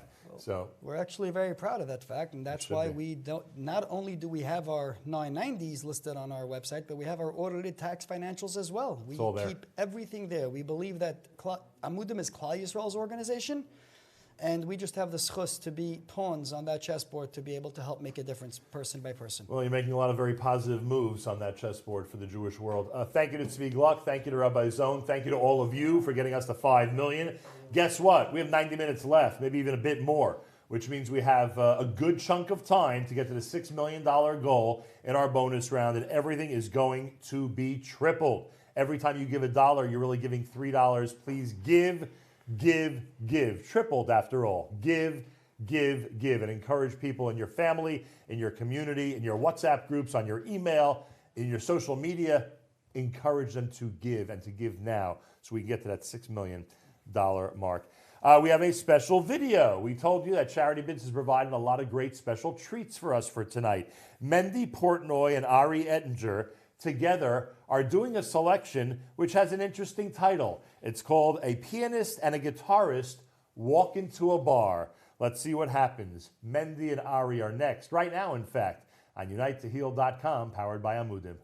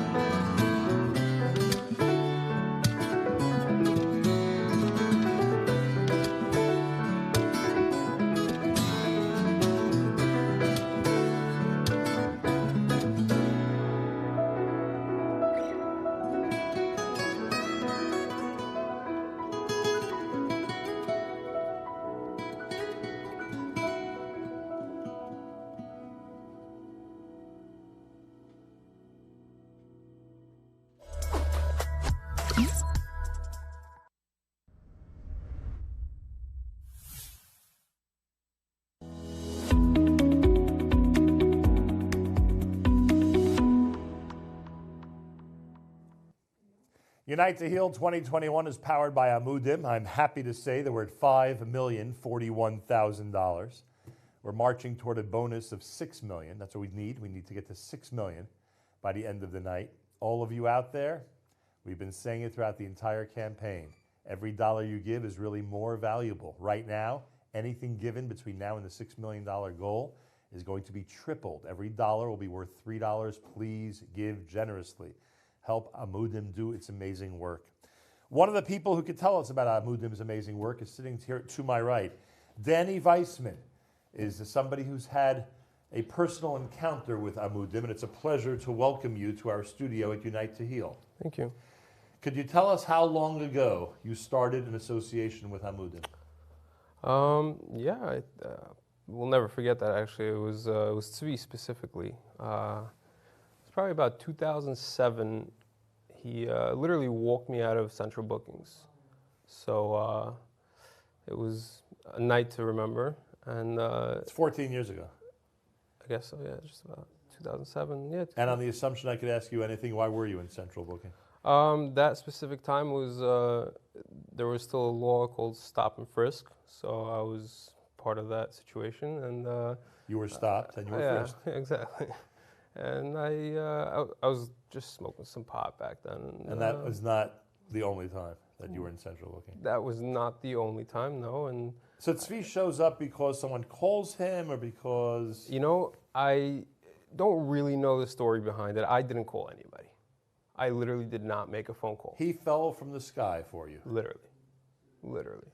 It wasn't the only time. Not that he fell from the sky before. Right. I mean, that was... Yeah, he literally just, I mean, I kind of know how it went down because I was with somebody, he made a phone. I did not ask anybody to come and help me. I was helpless. My mother was giving birth at the time. So the cop called her from the precinct, asked her, you know, are you going to come get your child?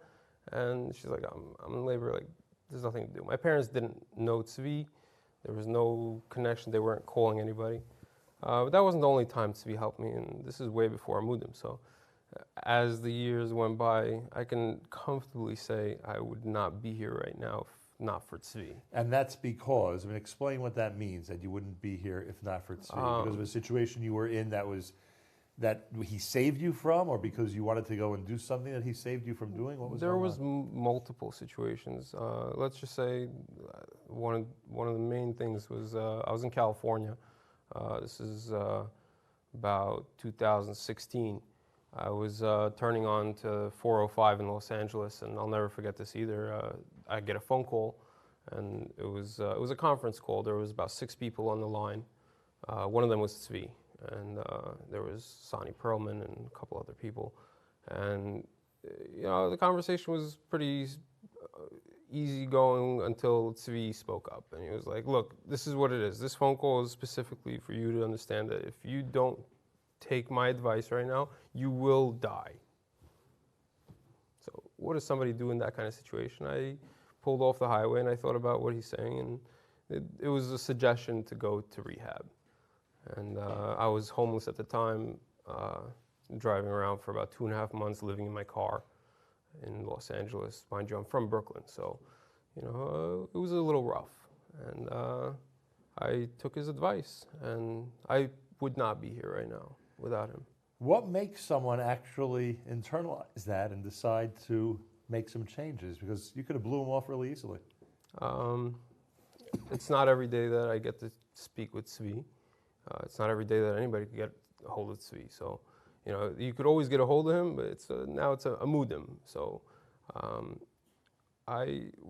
when Tzvi speaks to me directly, it's... you knew it was important. You knew it was a severe situation. If all these people got together on the phone to get him on the phone to speak with me, I mean, it's serious. So there were a lot of people on that call who really love you. Yeah. A lot of people on that call who risked you hating them for loving you so much, which is one of the themes we've been discussing since yesterday here with Amudim. And how did it in fact go? I mean, once you did enter rehab, what was that road like? It wasn't easy, but let's just say, as the years went by, I ended up here in this seat, married with 3 kids, thank God. And, you know, business. It's not anywhere close to, I came here I don't remember what it was. It was 2016 that phone call happened. So at the end of 2016, I got to Muncie, somewhere around then. And yeah, it's been quite a roller coaster. How did you meet your wife? My wife I knew for many years before, but again, that also would not have happened if I wasn't in Muncie. So that escalated from being homeless in LA to... And she obviously is familiar with the path you've taken. Oh yeah, definitely. She actually was the last one to call Tzvi for me. The night before my offer, it was the morning before my offer, Friday morning, I was pulled over and arrested for a warrant from 2013. Now, I'm not gonna point fingers or anything, but it happens to be Tzvi knew about this specific ticket from 2013. And I got arrested, and I looked at my wife and I said, call Tzvi Gluck, call Sonny Perlman. If you can't get a hold of one, or make sure you get a hold of somebody. And I was out right when Shabbos started. I was walking out. My wife, Tzvi told her, he's like, he'll be out before Shabbos starts. And my wife got nervous and decided to call him because Shabbos was literally just started, and she called him. You went from that to your offer? Yeah, that next morning. That's pretty wild. He promised her I'll be out, and I was out. And in fact, you were. Yeah. What is it like being surrounded by people who care that much about you, and to be married to somebody who must stand by you in a way that none of us could understand or appreciate? There's no words for that. I can't even describe that. The feeling of coming here and speaking to you about it. Seeing Tzvi is to me is just that made my night. So there's no words for it. And really. What would your parents say if they were here? They've seen it progress, and actually Tzvi helped my mother go to Israel during both my grandparents both my grandfathers passed away during this last year, and my mother needed to go to Israel, and that was it's also always another called Tzvi, right? yeah, it's always called Tzvi. It's David, and right. It's Amudim now. There's no, if there's any question related to travel or any, it's just Danny Weissman. I have asked people to look into that camera and talk about why it's important to support Amudim. I'm not going to ask you to do that. I'm going to ask you to look in the camera and tell parents who have children in challenging situations, tell them something of value tonight.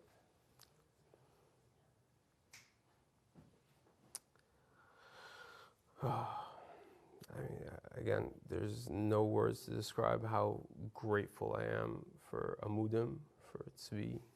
And what would you say to a parent, though, who has a child in a challenging situation? Would you encourage them to stick with them? Would you encourage them to shower them with love? 100%. My kids are young, so it's hard for me to come up with words to tell a child right now, but I feel like I'm a child myself. So I would definitely put all my trust in the system. The system, you build it. The trust, the love. Just stick with them.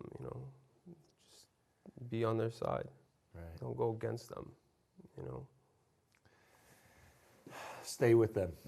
Stay with them and be there at their side.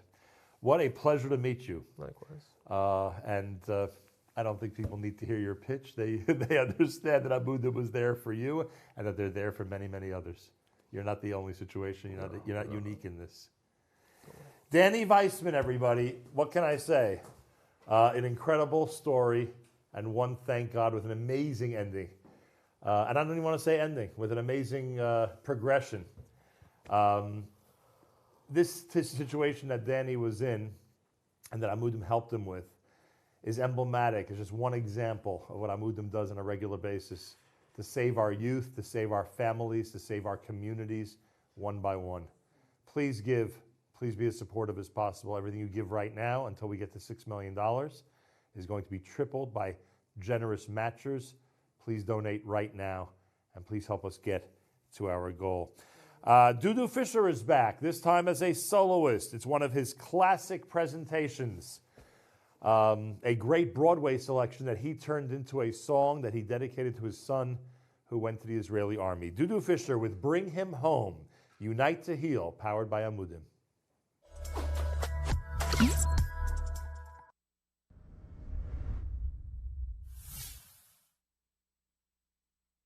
Hi everyone, my name is Dudu Fisher, and I'm honored to be a part of this wonderful event in support of Amudim. Amudim is such an important organization doing such incredible work in the mental health world. May you continue doing the amazing work that you do. And thank you very much for all you do. I would like to dedicate this next song, Bring Him Home from Les Miserables, to Amudim. This is a song which I've sung thousands of times for my kids when they served in the Israeli army. And I was praying this song on stage. Please God, bring all of them back home safely. So this is for Amudim, Bring Him Home. Oh, and the beard, it's because I'm playing Fiddler on the Roof right now here in Israel.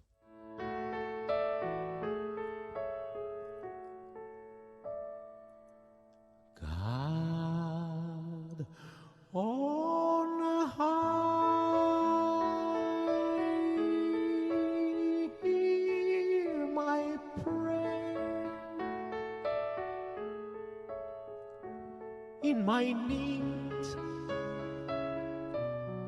you have always been there. He is young, he's afraid. Let him rest, heaven blessed. Bring him home,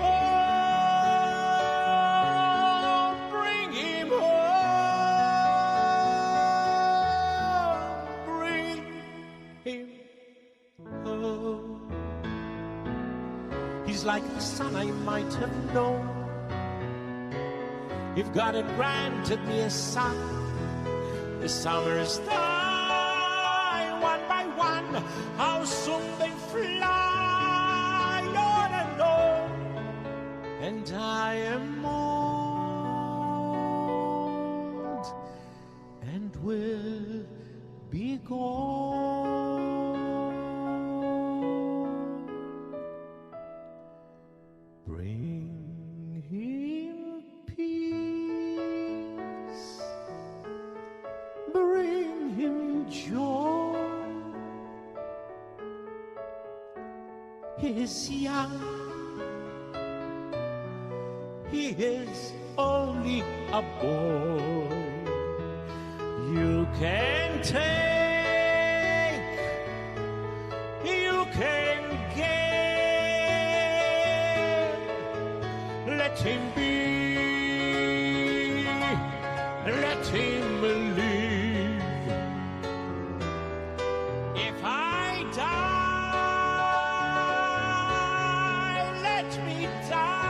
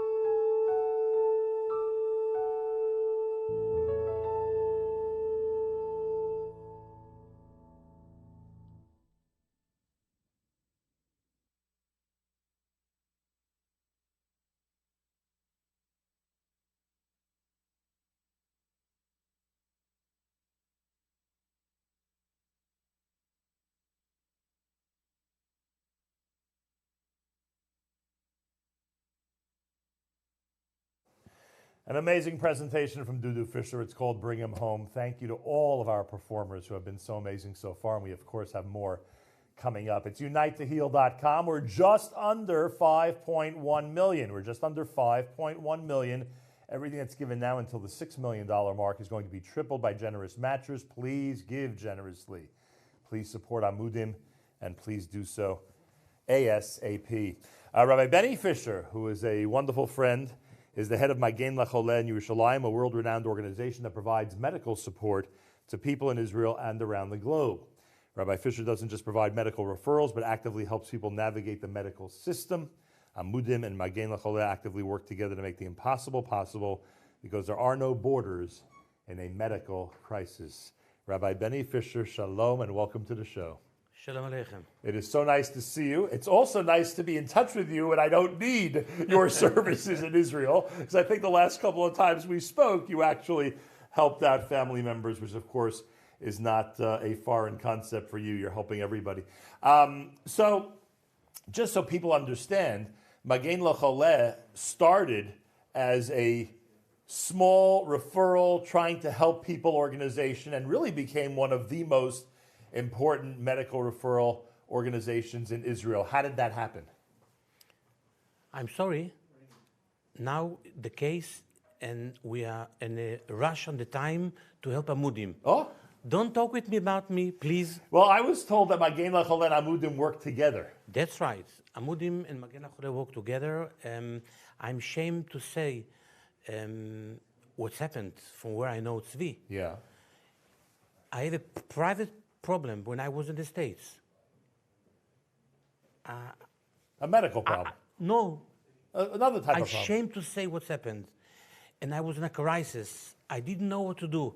I say, Hashem, what I can do? Who helped me? Tzvi. He saved me in few minutes. He find a solution what to do. I can tell you only one word. This was something around the JFK airport. Okay. More than this point, I'm ashamed to tell you. Okay. But I was in a panic. And I called Tzvi. He was mamish an angel. He saved me. And this is the welcome that I know Tzvi and Amudim. And now the two organizations, when necessary, do in fact work together, right? If there's a situation you can help with. When I have a problem, I know Tzvi and I know Amudim. That's it. And especially the last 2 years with the COVID, with the crisis with people, that people need to help to come to Israel or to go out from Israel. To be honest with you, the sensitive address, the sensitive place, and the 24/7 place was Amudim and Tzvi. Each problem, each family from the States that they have a problem, Amudim. Right. Each family that they have a crisis with sick people, chas v'sholem, to come to a levaya, again Amudim. Somebody needs to have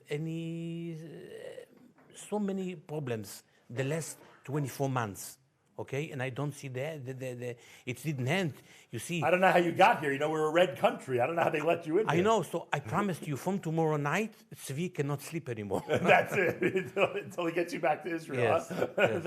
I have a feeling you're not joking about that. Rabbi Benny Fisher is here, Magen Lacholeh. And also people, they have the problem in the family, right, with drugs, with abuse. Anyone know exactly what's the problem. Everyone that watch us at this moment understand to know exactly why Amudim exists and why the America cannot be without Amudim. Everyone know and understand from the whole big spectrum, from so many kinds of problems. And I have a bigger karata tov for myself, from the all people that call to Amudim and especially to Tzvi. And this is a time to say, Toda Rabba, we give you a hand, we give you a shoulder, we hug you, we love you. And each one that have the opportunity to save families, children, teenagers, people, young people, everything, this is the time, this is the moment. You're listening to one of the experts when it comes to helping people 24 hours a day, 7 days a week. Rabbi Benny Fisher could tell you what it's like to be on the front lines on Shabbat and on Yom Tov in order to help somebody. And that's what Amudim does, of course, as well. In fact, you might say to me, why does it always happen Friday night, right? It's always something happening on Shabbos. In fact, you've told me stories of things that have happened in Yom Kippur that you have to be involved with. Well, here... I have many stories, but now is not the time for stories. Now is the time to support Amudim. And Rabbi Benny Fisher and I encourage everybody to get Amudim to its goal of $6 million. You've heard what he has to say.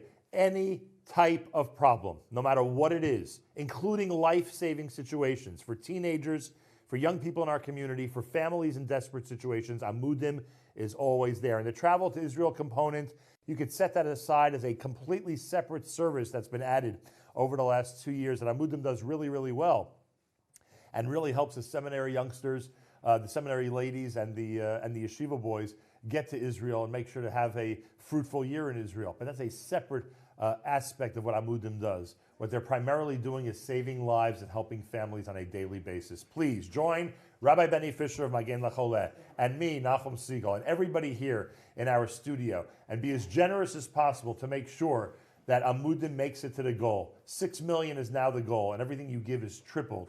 Be as generous as you can and make sure to help support Amudim, and please do it now. Rabbi Benny Fisher, thank you so much for being here tonight. It's one message. You've made it clear. The one message is tonight we help Amudim. Okay. Simple as that. Toda rabah. Okay. More coming up. We have a very special presentation. We call it the Dax Family Medley. You know that there are many members of the Dax family who are quite talented and have given us so much enjoyment with their incredible music. This we call the Dax Family Medley at Unite to Heal, powered by Amudim.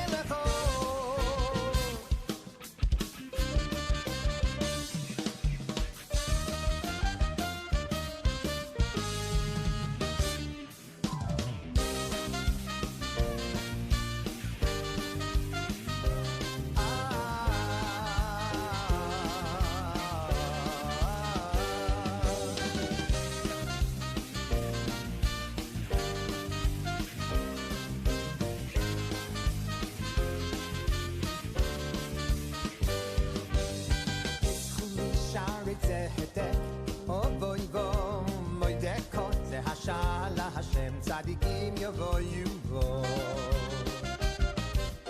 בזכות שערי צדק יבואו בו מוידקו זה השער להשם צדיקים יבואו בו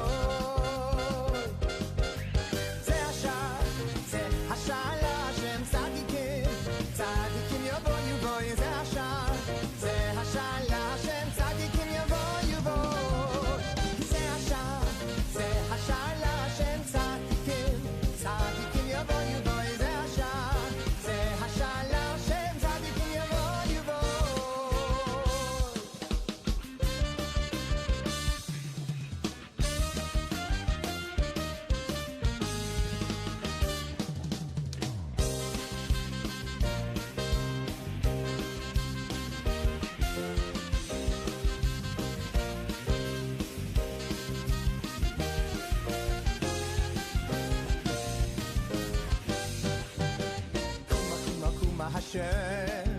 קומה השם מנוחסי עתה וארון מוזכו כך נטלס בחוסי קומה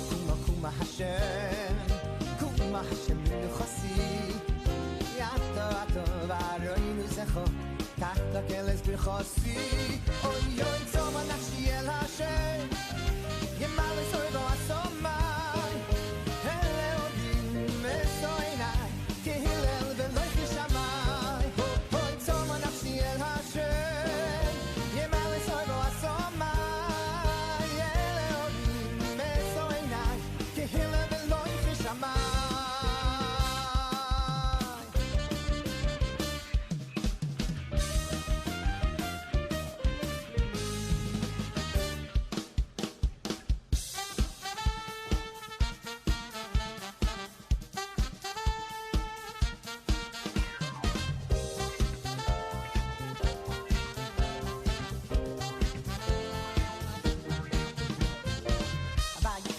Yisrael neged ha'hot oh kulanu ke'echad echad vayichan sham Yisrael neged ha'hot oh kulanu ke'echad vayichan sham Yisrael neged ha'hot oh kulanu ke'echad echad vayichan sham Yisrael neged ha'hot kulanu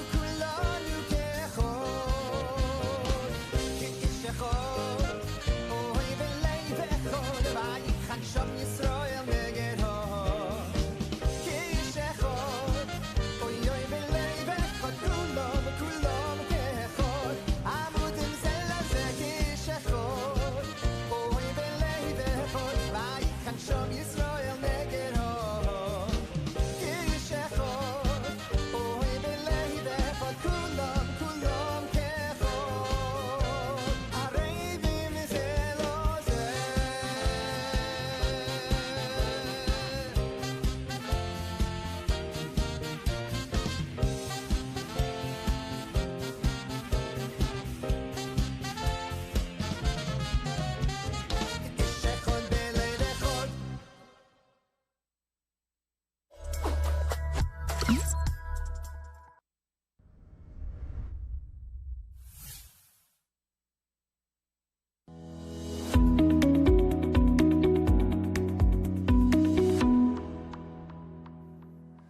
Unite to Heal is powered by Amudim. A big thank you to the Dax family for that special treat. And I can report that we are now at $319,000, getting closer and closer to the new goal of $6 million. Everything that you give right now is going to be triple, a triple match. Every dollar is worth $3, $100 is $300, et cetera, et cetera. Please give generously and get us to the new $6 million goal. Our good friend Josh Mellman is here. He is founding chairman of the Flatbush Jewish Community Coalition. That began back in 2010, 11 years ago. And he is very familiar with Amudim and their incredible work. A pleasure to welcome you to our studio. Thank you, Newcomb. So it's a pleasure to be here and to support Amudim. I think all my friends, everyone should be supporting Amudim. They certainly should, and I hope they help us get to the goal. You mentioned to me off the air that it was years ago that you brought Tzvi Gluck to a group of prominent rabbis to discuss some very important topics. Tell me about that encounter. Yeah, so we have part of our FJCC coalition, the Flatbush Coalition. We have over 250 shuls and yeshivas in Flatbush. Wow. And just Flatbush? Almost as much as Eastside. Okay. And we're able to, we have periodically, we make meetings of the Rabbanim and Rosh Yeshiva from all the prominent yeshivas, Rabbanim from everyone from the yeshiva community, from the Sephardic community, Litvish, Hasidish, everyone comes, the Young Israel rabbis, everyone's part of it. Yeah. We had an incredible meeting back in May 2018, and our main speaker was Tzvi Gluck. And he blew the crowd away. The Rabbanim, the Chashav Rabbanim, Rosh Yeshivas from every yeshiva were there, and they were amazed at the work that Tzvi is doing, that Amudim is doing. And I could tell you that it started the conversation going in many different shuls, many different parts of the community. Can I assume that some were horrified by what he had to say, frankly? I mean, some very sensitive situations he brought up, I bet. Right, it was an off-the-record meeting, obviously, what was discussed, and Tzvi was very open and very forthcoming, and there were a lot of very tough discussions and a lot of important questions, but a lot of very good things came out of it. Wow. The Flatbush community is grateful to Amudim, grateful to Tzvi Gluck. Well, the truth is that conversation either started or was expanded because of that meeting, that it was, in fact, a worthwhile meeting. You also said to me that you have a memory of when the Mirach Yeshiva passed away, that there was necessary intervention for certain things going on. What happened then? So I'll tell you, thanks for reminding me about that, Newcomb. Tzvi Gluck and I go back decades, and I've worked with his father many times over the years and watched Tzvi growing up and really replicating and expanding on his father's incredible activities to help Klal Yisrael, individuals and the tzibur and the general Klal. Tzvi has incredible connections. He built relationships with NYPD, with Port Authority, with city and state governments and federal government authorities, which are invaluable, not just for our community in Flatbush, but for Klal Yisrael, everyone all around. And as we've seen through Amudim in the last COVID period, what he's accomplished. So let me tell you a story. About 13 years ago, 2008, my Rosh Yeshiva, Shlomo Simcha, the Rosh Yeshiva Mir Yeshiva passed away. It was Nifter. It was Sunday. We had a Monday morning Levaya, early morning Levaya. We had to catch a flight to Eretz Yisrael. We booked probably, it must have been 25, 30 people who booked the entire first class section, business class section, going to Eretz Yisrael. All of a sudden, we found out that probably a quarter of the family members and some of the rabbis and even business leaders who wanted to come along, Talmidim of the Rosh Yeshiva, didn't have passports because they were expiring within 6 months, or we couldn't, for whatever reasons, couldn't get on the flight. One called to Tzvi Gluck, and he was incredible. I still remember Sunday night, on a Sunday. The night before. The night before. Tzvi was there I still remember one of Rosh Yeshiva's homes taking pictures for their passport. Okay? Monday morning, I was the MC at the Levaya, and I still remember I was standing up front, and in runs Tzvi Gluck, like a half hour before Levaya is over, with a bunch of passports.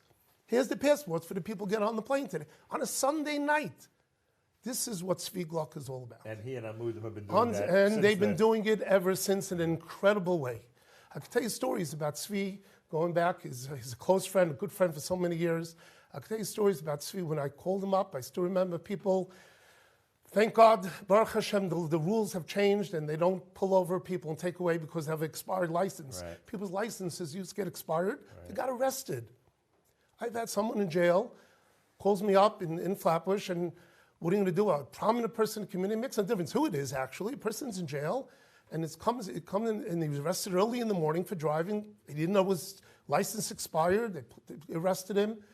He doesn't have tefillin in jail. It's going to be past his man. Days going on till he gets a judge, till he get a hearing, till he get out. One call at Tzvi Gluck. Within an hour, tefillin were there, kosher food was there. That's Tzvi Gluck. And that's what Amudim is based on, selflessness and helping the community, whether it be a Flatbush community or Klal Yisrael Or in anywhere. general. Anywhere. Please encourage everyone to give and help us get to the goal. Yes, please, I encourage all my friends, all my relatives, everybody who's listening, everyone in Klal Yisrael should pick up the phone or go online and donate.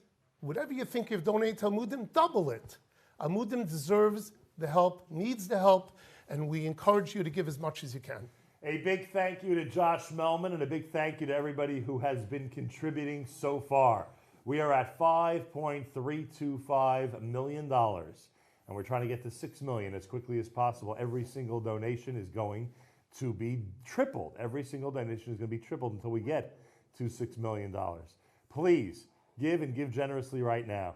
It's a very, very, very important cause in a very, very important final hour. This is it. This is the final hour of the broadcast, and we're asking everybody to please be as generous as possible. It is a pleasure to welcome onto our set Rabbi Avi Kahan. Rabbi Avi Kahan is founder and Rosh Beis Din of the Beis Din Vad Hadin V'Hora and the Rav of Congregation Kal in New City, New York. Raised in the Monsey area, and finds himself now active in many very difficult and special situations.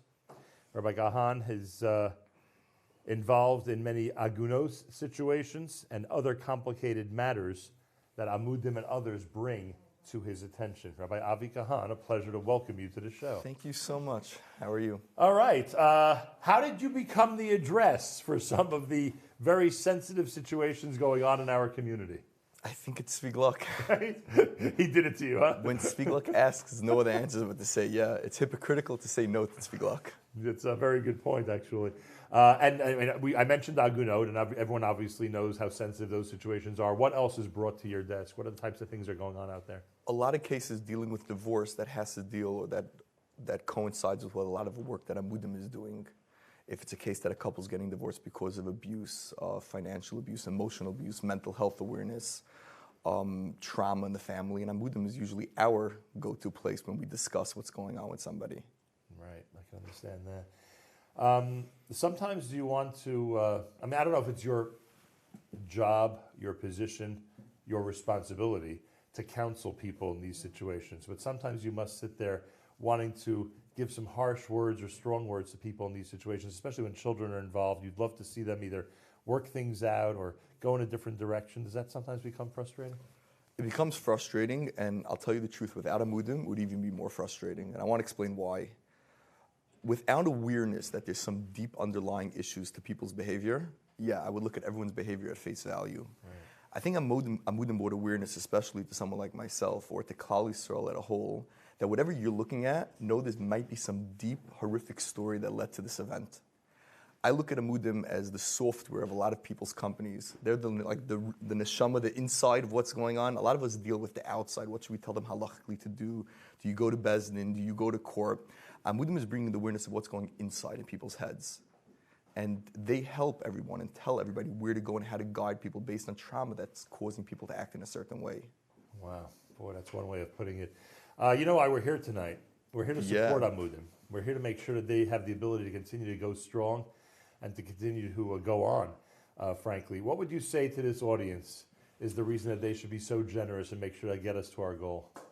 If they look at many of the things, if Klal Yisrael looks at many of the projects that are being done, and we focus that without Amudim, none of those projects would be successful. Without the awareness of what's going on by people, without understanding what Klal Yisrael is facing as a whole, what individuals are facing, most of the beautiful projects that Klal Yisrael is doing would not be successful. And we owe Amudim a tremendous amount of Akar Satayv to be able to continue in everyone's projects what we're doing for them to be successful.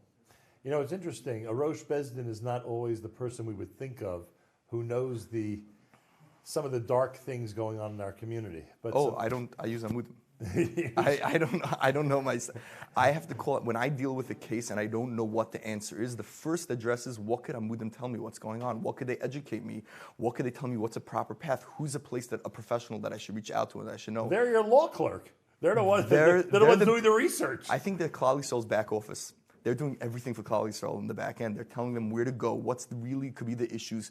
Yeah, Klal Yisrael should be paying Amudim as their back office. Please help us continue fighting for whatever we're fighting for. So when you're faced in a specific situation, you simply need to understand it better. And in order to understand it better, you need an objective opinion of people who can look at a case and really chop what's happening, but they aren't nogea b'davar. They're not really involved. And that's all amazing, but Amudim takes it to a different level. Amudim takes that information, and it's just so much education, and that knowledge is so powerful that we're able to tell people, you should face it this way because Amudim told us that this is what's really going on. Wow, I'll tell you, they're your research department, frankly. They're everything for us. Unbelievable, and they're doing this worldwide. I'm sure that people who are making very sensitive halachic decisions, like yourself, are turning to them as well, just to try to understand the problem. 100%. It's a complicated world we're in, huh? Yeah, and they're making it much less complicated, and I think we need to be there to ask them to help us. I like concentrating on how complicated it is, but Rabbi Kahan says we have to concentrate on how much easier they're making it, and it's not as complicated as we think. They really, really, really are. Well, I appreciate you joining us, and hopefully we're going to get to the goal tonight, and continued success with all your very holy and important work. Yeah, and I wish everybody success in everything they do, and really, we really need to help out Amudim. We really need to be there for them. No question about it. And every dollar, I'm sure Rabbi Kahan agrees with me, every dollar is utilized to help the community in whatever way possible, and to help individuals and families in a very, very strong, supportive manner. And now we need you to respond in a strong, supportive manner by giving as generously as you can. Add to our total, we're at 5,343,000. Add to our total, help us get to 6 million. Everything you give now is being tripled matched. This video, some would say it's a PSA, if you will, is produced by Amudim and Yishai Gross. The name of it, What Could We Have Done? Watch it carefully as we continue at Unite to Heal 2021, powered by Amudim.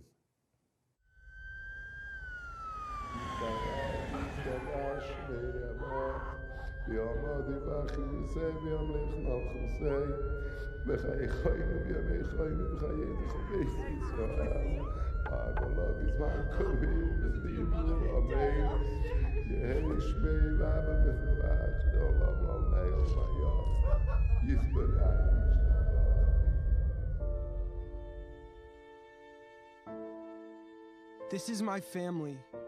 They're in so much pain, so full of unimaginable hurt and grief. And they're grieving for me. And underneath it, they're all wondering the same thing. What could we have done? Could we have helped him more? Could we have been better educated? Could he have been? Could that have stopped him from overdosing?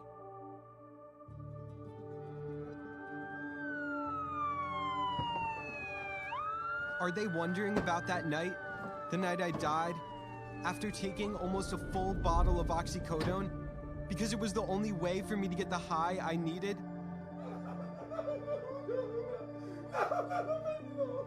Could Narcan training have saved me? What if they could have counteracted my overdose and restored my breathing so I could have gotten life-saving medical care?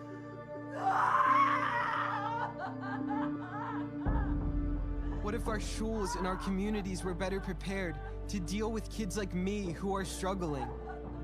Or maybe a couple of weeks ago, when my addiction had become so intense, I was taking a handful of pills almost every 2 hours because taking fewer wasn't working anymore. It wasn't only about me getting high. It was about keeping myself from getting sick. Maybe someone could have helped me then. Excuse me. I was so lost in my addiction that I was barely home anymore. I'd isolated myself from my family. Weeks before that, I was hanging out with my new friends.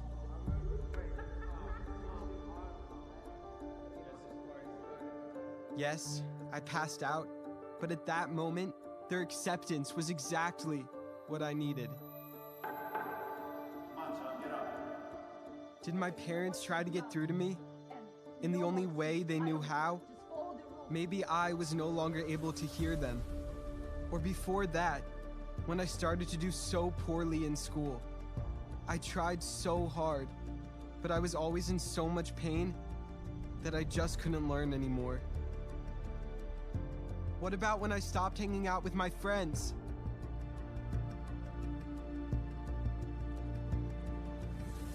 Or when I bought my first batch of pills online from an illegal pharmacy?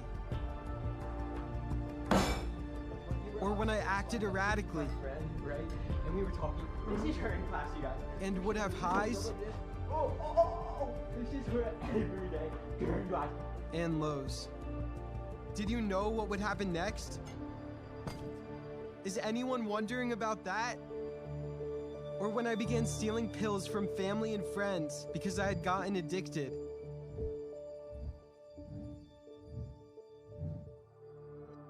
Or the very first time I tried Oxy with my friend David, who never got addicted? Maybe because he wasn't carrying around the feelings that I was carrying around. The feelings about what happened to me years ago. The shame and agony I felt. Feelings I locked away. I felt like I was the only one in pain. Was I?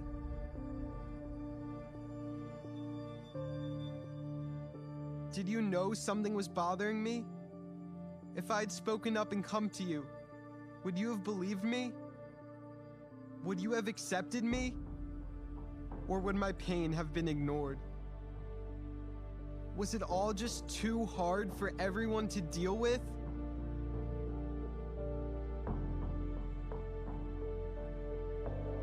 What could I have done? What could you have done? What could we have done?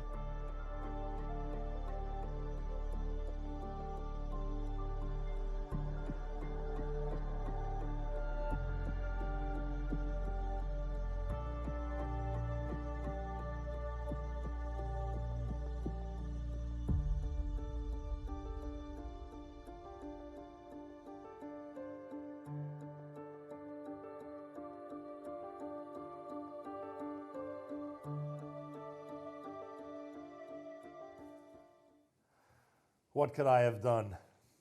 It's a question, and one that was answered powerfully in that video. One of the things we could do right now is support Amudim. Keep them strong. Give them a great start to 2022. Make sure to reach the $6 million goal. Right now, $5,350,000. $5,350,000. We're trying to get to $6 million by the end of this broadcast. Every single dollar is tripled right now between now and the $6 million goal. Please. We're asking everybody out there to be generous. We're asking everybody to contact family and friends and support Amudim on this very, very important night. Well, if there's somebody who knows Amudim up close and personal, it's Aviva Gluck, whose husband has the incredible honor, I think you would say, of leading this organization, and you have the incredible honor of, no doubt, contributing a whole lot to make sure Amudim continues to flourish. Welcome to the show. Thank you. Thank you very What much. are your impressions that now, this year, the first goal has been met? I could say that my husband's a lot calmer than he was last year and in the last few years. It took us longer to meet our goal in the last few years, so I like his demeanor this year a little bit better. One thing that I do have to say, even though the goal was set at $5 million, and we are going into the bonus round of 6, the projected budget for next year is over $8 million. So even when this is over, the fundraising continues, and that's something that I think everybody has to remember. Yeah, we mentioned that toward the beginning of this broadcast yesterday and reminded everyone that even with all this generosity, it doesn't get Amudim to the place they need to be every single year with that annual budget, as you mentioned. You've seen a lot. There's a lot that Amudim deals with on a regular basis. I think anybody who's been watching this broadcast for any part of these 35 plus hours so far knows that Amudim's involved in a lot of things. Is there anything specific that you want to bring to this audience's attention? Any specific type of situation where they may not be aware just how Amudim helps families out there? Well, first of all, I do want to give a shout out to my kids, Lacey, MJ, Mosey, and Penny. People say I'm the woman behind the man, but it's also my kids. They get a lot of credit. My husband actually had an emergency on Shabbos Hanukkah. Right before Shabbos, he got a phone call. A man was dying in Eretz Yisrael and needed a certain stem cell treatment brought to Eretz Yisrael. Right. And he not only did it needed to get there, he needed somebody that had the ability to go. Baruch Hashem, a week before, he had gotten approved to get a work visa to go to Israel. And this enabled him to be able, for him himself, to make the trip. He did a flight, I think he was out of the country for about 36 hours. And on the last night of Hanukkah, we were on the way to my in-laws to Crown Heights, to Borough Park, and we were driving through Crown Heights, and we happened by Grand Army Plaza, and we stopped to watch the menorah lighting there. And as we pulled away on the way to my in-laws, the song came on from Miami Boys Choir, Kol Mi She'oskim Tzorchei Tzibur Be'emunah, and I explained to my kids that just like Tati gets schar for helping everybody, that they also get the schar. So I think that that is very important to remember. It certainly that, is. That we're all a part of this. And you would say that to any family whose parents are involved in chesed constantly. All of the Amudim families, all of the people that are giving, every penny counts. I was saying before, my daughter's been fundraising like crazy this whole day today, even though she's sick with the flu at home. And I feel that the smaller amounts are almost as important as the bigger amounts. People that give $5 are just as important as the people that give $10,000. What's it like watching all the different things fall into place when one of these miraculous stories happen? You must say to yourself, this is impossible. How is it that just the guy that needed to be in this city at that time and go to that place at that time, it all worked out? It's crazy. Living life next to Tzvi Gluck has been an adventure. We're coming up on 19 years together. Wow. And it's an incredible adventure, and I wouldn't have it any other way. Somebody recently asked me, what made Tzvi start Amudim? And I said, because he's a mitzvah man. But he's been doing Amudim since I met him. Right. It's just wasn't Amudim. Right. Just was always involved in these types of activities.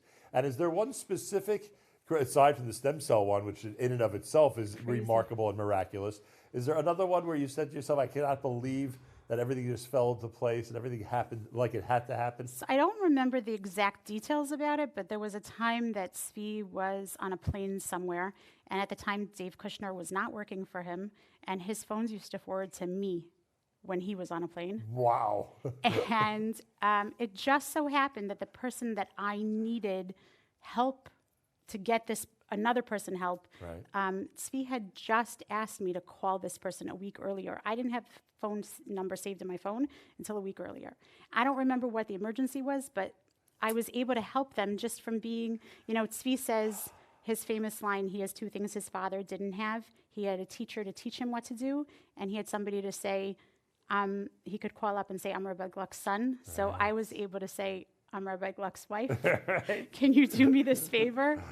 So I no doubt that went a long way, I'm sure. It did, yeah. Aviva Gluck, please remind everybody that I'm going to include myself, at Amudim, need to have a very strong year ahead and need to reach our new goal of $6 million. The new goal and past the new goal. Keep going, everybody. Keep the money coming in. Yes. What a pleasure to have you here tonight and to Thank speak you. with you about all this. Thank you so much. And continued blessings to you and your family. Amen. Thank you. Aviva Gluck, everybody. We've got a very, very special video next. If you were watching in the first hour yesterday, you're already familiar with this video, and I have predicted that this video will go viral.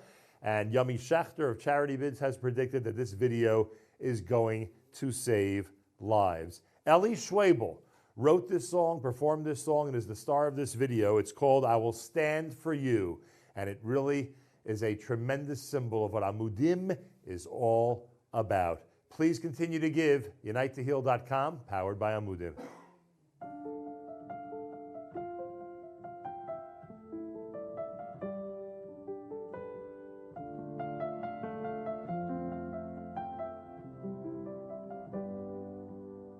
I can see it in your eyes. was something you were hiding, you were holding deep inside, you were fighting on your own. All the nights you went to bed, under covers you were crying, with his words inside your head, he stole your innocence. So when you feel like hope is lost and you don't know where to go or who to call, I will stand for you. We can face the world together if we raise our voice and make the choice to learn to live again. I will stand for you when you need me more than ever. We will face the truth and find a new way through. I will stand for you.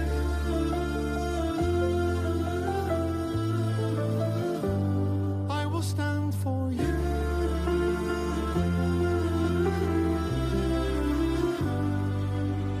For as long as you remember, you had troubles on your mind. At the bottom of the bottle, you left them all behind. You said you would surrender. All you needed was more time. But the days turned to years, and your promise turned to lies. So when you feel like hope is lost and you don't know where to go or who to call, I will stand for you. We can face the world together if we raise our voice and make the choice to learn to live again. I will stand for you when you need me more than ever.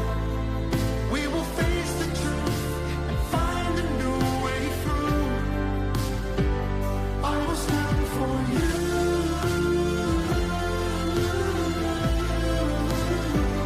I will stand for you.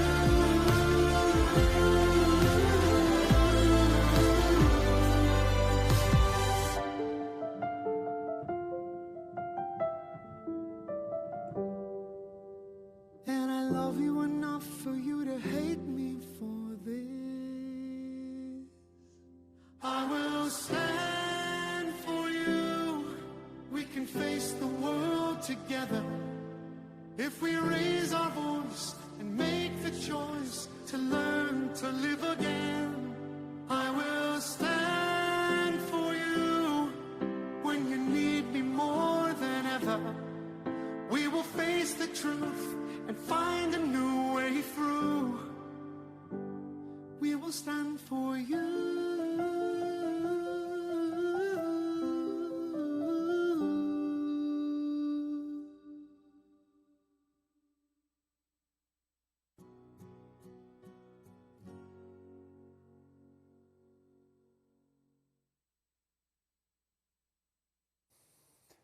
Very powerful video, very powerful song. Thank you to Ellie Schwabel. Those of you out there who have heard the quote that that song is going to save lives, I think it's one we can certainly agree with. Speaking of saving lives, every dollar you give helps save lives. Giving to Amudim, supporting Amudim's work, helps save lives. And right now, 5,360,000 is where we're at, 5,360,000. We're trying to get to $6 million by the top of the hour. Can you help us do it? I think you can, and I think you will. So please, everything you give right now is tripled. Every single dollar is triple matched 3 times. $100 is really 300. Please do the math. Understand just how much you're giving every time you give a donation, and help us get to the bonus round goal of $6 million. Tzvi Gluck is back on set. He's, of course, the founder of Amudim on this very special night where we get to thank people around the world for being there for Amudim. And it's funny, earlier in the in the show, we were talking with different guests about things that happened this year that were added to the Amudim repertoire, so to speak. And one of our board members, one of the Amudim board members, said that every time Tzvi comes with a new project or tells us about a new angle that's happening in our community, the project's already going. Then he comes to the board and says, look, we have no choice. We have to undertake this, and we certainly have to fund it. Do you find that on a regular basis there are new initiatives that need to be introduced under the Amudim umbrella? So the answer is it's not exactly true. That means I might have a good plan and ideas of how to do it, but I'm proud to say that we really don't make any moves without the board actually voting on things and approving things, and they don't always approve everything I want. I will say that. Interesting. Sometimes I got to twist some arms, but I will say that before I talk about the new initiatives, I just need to take one second and say a very big thank you to the guiding light of Amudim, the beacon of Amudim, and the force behind Amudim, Mendy Klein, Zechrona Livracha, who, together with Moshe Wolfson, forced me into the creation of Amudim. This was after Laser Shiner pushed me to get into an organizational setup, and then, Mendy came into my life, and there was a lot of very interesting Siyata Dishmaya stories. And I have to say that I had the schus, even with all that's going on, but I had to run to Eretz Yisrael a few times for different emergencies to go to Mendy's Caver and to really daven that this year should be a success, this fundraising campaign. And I have to say that if you remember last year versus this year, and I'm a lot more calm and relaxed, and I really want to say, I really hope that I did Mendy proud. Speaking on that angle, Mendy taught me a very, very valuable lesson. Very often it's better to ask forgiveness than permission. Sometimes in life you got to take the initiative and do things, and sometimes you got to go the other way. As far as new programming, so we very much try to stay focused on what we do. The three core areas of Amudim: the clinical case management, which we spoke about both on the radio and a little bit when we started the campaign. The awareness component, the PSA videos, the things of that nature, which, you just played our newest PSA video. And the educational, the preventative programmings. So we try very hard to stay focused within those three areas. However, we have to be realistic. And when the entire world is in crisis and there are different needs that come up, sometimes people have to take that plunge and do it. And as we heard Dr. Zimmerman say earlier, he was originally livid at the concept of starting a support line. What he forgot to mention is, I first tried getting everyone else to do it. And, we can't, it's too expensive, it's too this. Meanwhile, the calls are ringing off the hook. What are you going to do? You got to do something. But at the same time, there's also a very big discipline in the Amudim family, which is when the calls started slowing down and the need for that type of support line, which don't get me wrong, there's definitely a need for a crisis support line in the Frum community. But the need for what we were doing in that system was no longer there. We shut it down. Right. And people came to me saying, why don't you keep it open? You could raise more money if you have it, grants, foundations. I said, Amudim doesn't do projects to raise money. We raise money so we can do what we need to do. Right. So there's also a very big discipline there. So it's not just a question of saying there are new initiatives. There's always talk of doing things better, upgrading our software, upgrading our security, the database administration, hiring more staff. That's, probably the biggest thing that we really desperately need is to add more staff to the teams, being able to do more preventative programmings. We like to stay focused on the core. But yes, when there are other issues or needs that arise, and it has to be undertaken, we're not scared to do it. You have to employ people, have people at the ready who have real expertise, especially when it comes to therapists and people with true expertise in very sensitive areas. That must be an expense in and of itself, just to be able to have that type of access to professionals who deserve to be paid for the type of service and skills they have. And I'm the first one to admit that however much we pay them is not enough. Revelia Brudny came to the office a few weeks ago just to speak to the staff, to give them some chizuk. It was a beautiful, I got to show you the video after the show. It was beautiful. And he said it there too. He goes, everybody here could probably get a job that pays you more someplace else. So the people at Amudim, the staff at Amudim, regardless of what their job is, and I will say this, there's zero exaggeration here, are really doing their job because it's a life calling. It doesn't matter what position they have there. But the answer is yes. When we switched over and only started hiring mental health professionals as case managers, originally people were saying, well, why would you spend that much money? You know, you can hire people for much less, train them in. And we said, no, the difference between having somebody with a mental health degree, with a background, with experience, and them being that quarterback for the family in their most difficult time of need is such a big difference compared to the concept of just training somebody in. Now, don't get me wrong, there's a lot of training involved. I mean, you know, and a lot of people pick a certain expertise. Case managers at Amudim don't have that luxury. They got to be well-versed with addiction, with substance abuse, with sexual abuse, with, you know, all different types of, you know, related addictions. And today we have digital, whether it's technology, and then dealing with issues of suicidality, eating disorders, self-harm. They don't have the luxury of having a specific specialty. But we have the luxury of having the greatest team in the world. And I say that across the board, whether it's in Eretz Yisrael, whether it's here. We're just blessed with people that really, really care. And that's the difference. The team needs support. Now, I look right now, we're at 5,377,000. 5,377,000. We're asking everybody to help Amudim, help now, to get to the goal of 6 million. Everything you donate right now, everything you pledge, donate is tripled. It's 3 times the amount. So please be as generous as you can. Hit that donate button. Help Amudim get to the $6 million goal. You mentioned some names of lay leaders, some past and some present. What encourages them to get involved? Is it as they come across a specific situation, or a kid in their family or neighborhood who needs some help, or some are just become aware of what you do and they become enthralled with it? I think really it's more of the latter. You know, Baruch Hashem, we have a very, very, very strong leadership at Amudim, and it's really people that just care. I mean, people with heart. You know, our board members are, you know, a variety from finance people, business people, attorneys, accountants, you know, people that were in hedge funds to people that, you know, were patent attorneys. And it's really, we have a very, very, very strong leadership. And we also have a very, very strong clinical board. And, you know, we're blessed with that because they really care. You know, it's one of those things where you can't be involved in Amudim if you're not feeling it. They want to alleviate some of the pain that's out there. More importantly is they feel the pain that's out there so that they can alleviate it. Because it's not just, there's no glory. You know, a lot of organizations, there's a lot of glory involved. Oh, I'm on the board of Amudim, there's no fanfare. It's just, you know, one of those things where you really have to be in the trenches. And that's also very important because the staff also, they feel that and they realize that the board members, they really care. And that really makes a very big difference.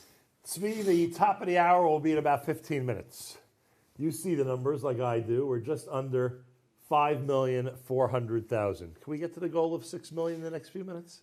You know, that famous line that, I forget which rabbi it was, that went out to the podium and he says, you know, I got good news and I got bad news. The good news is we have all the money we need to build the new shul.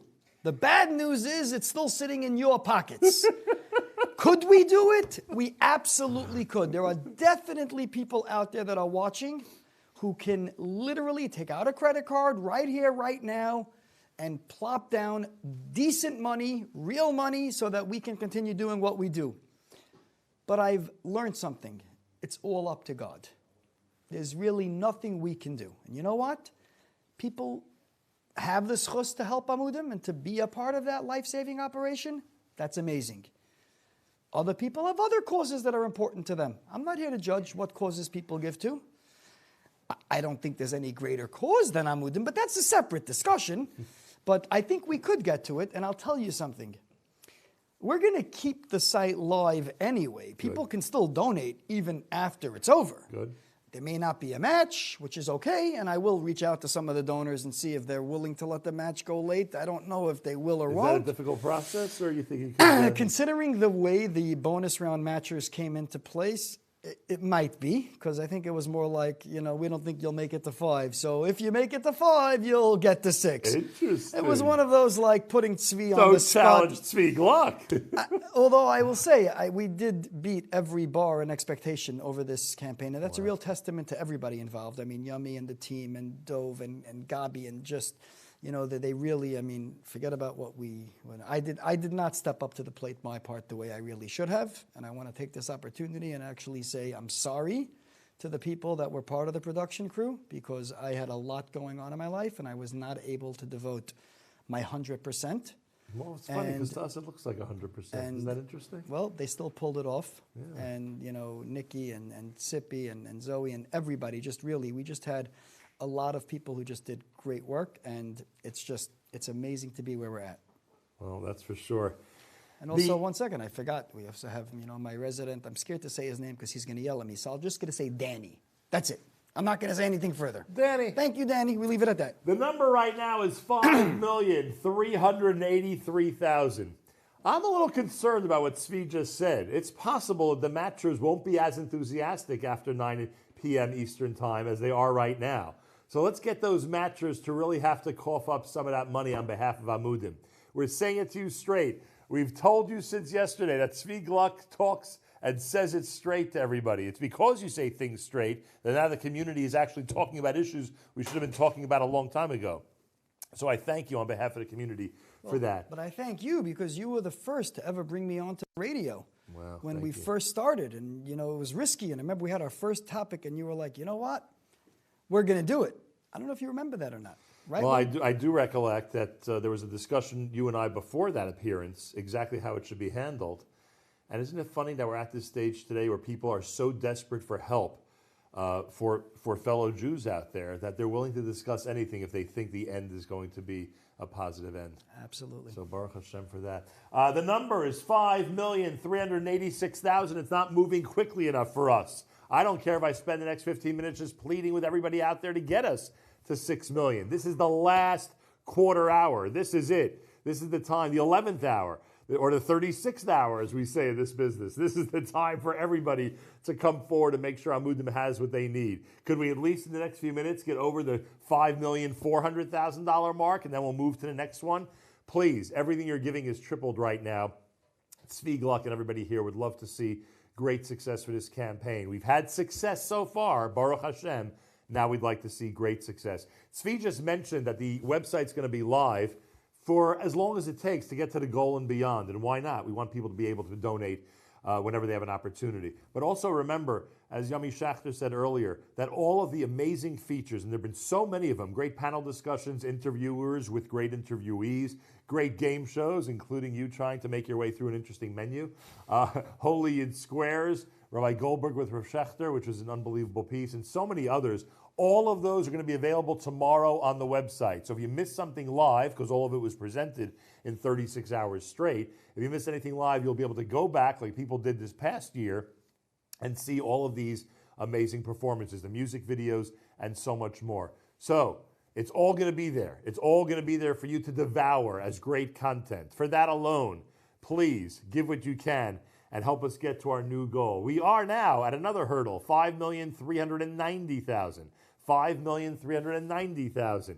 Give what you can. Everything will be tripled. And we want to make sure Amudim gets to its new goal of $6 million. I feel that for the next 12 minutes, we really should just beg and plead with people who are watching around the world, because every single dollar is utilized to help save lives. And if every single dollar is being utilized to help save lives, we want to collect as many of those dollars as possible. So please, everybody, give and give generously. We still have, and I think we're going to go to the medley first before we do our closing, right? We're going to go to the medley first. Joey Newcomb has put together something very special. You must be, I don't know if you've had a chance to stop for a minute and see what has been presented over the last 36 hours, but you must be very proud about what Amudim has gathered with charity bids to present to everybody. So I'm extremely proud, and I got to say, last year everybody thought we were all crazy, and I thought Yummy was nuts, and there's no way this is going to happen. I got to be honest. And then when we started talking about it this year, I was like, listen, if it ain't broke, don't fix it.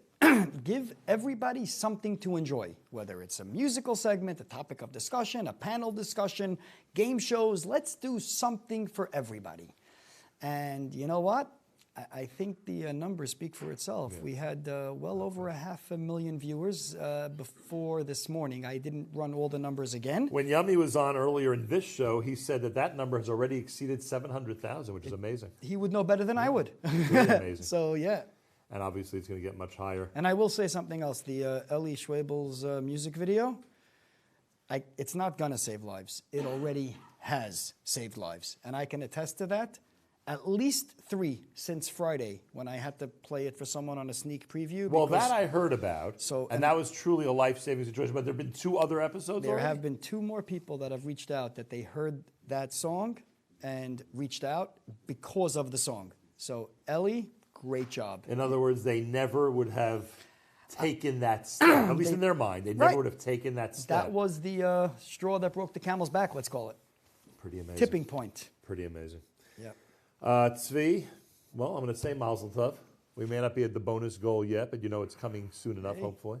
We passed our goal. If you remember last year this time, I was sitting here talking to you while I was texting people saying we need more money. It was a challenging situation. Baruch Yep. Hashem, this year went a little bit smoother. Baruch Hashem. Before we do our actual closing, and before we thank everybody around the world on behalf of Amudim, we are going to present yet another video, yet another original presentation. Such great content that we've had over the last 36 hours. This is a great way to end that whole category. Joey Newcomb with something he calls the Joey Medley. Here it is at A Time to Heal 2021, powered by Amudim.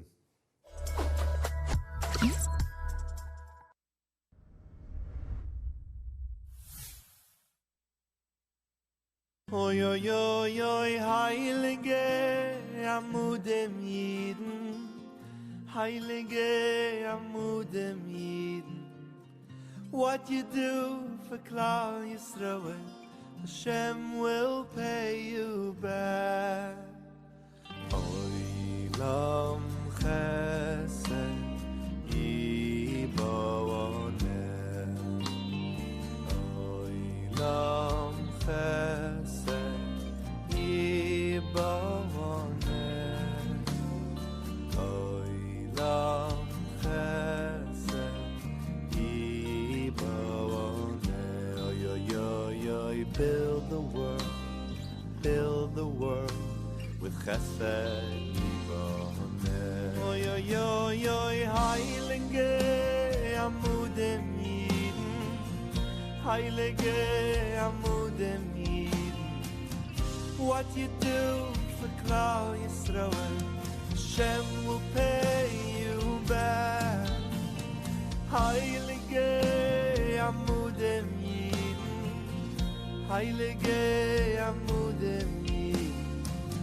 What you do for Klal Yisrael, Hashem will pay you back.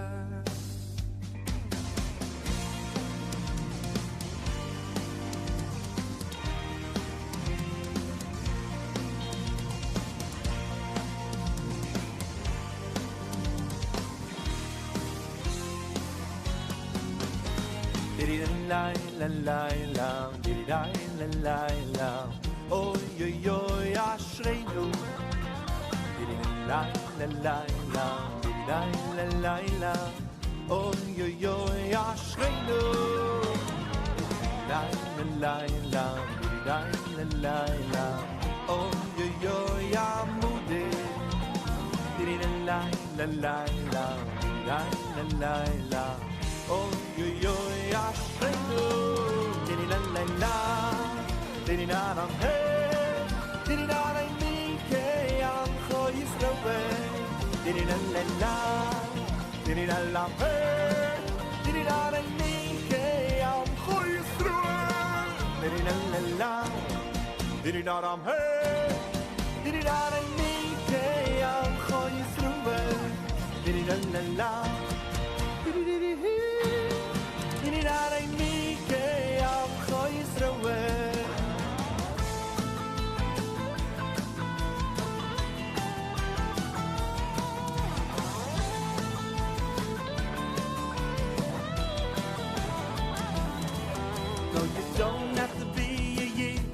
know about Amudim, oh no.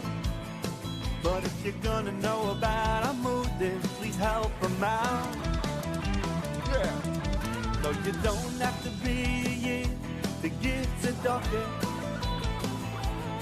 But if you're gonna give tzedakah, please support Amudim. 1, 2, 3, let's go. Mitzvah gedolah, להיות בשמחה. להיות בשמחה תמיד. יו יו יו יו יו יו. מצווה גדולה, להיות בשמחה. להיות בשמחה תמיד. Thank you Hashem. Thank you Hashem. Thank you Hashem. Thank you Hashem. תודה רבה לך השם יתברך. תודה רבה לך השם יתברך. תודה רבה לך השם יתברך. Thank you Amudim. Oh, why over there, Chilu over there? Why Mazamram over there? Oh, that was deep. Oh, Amudim Talik.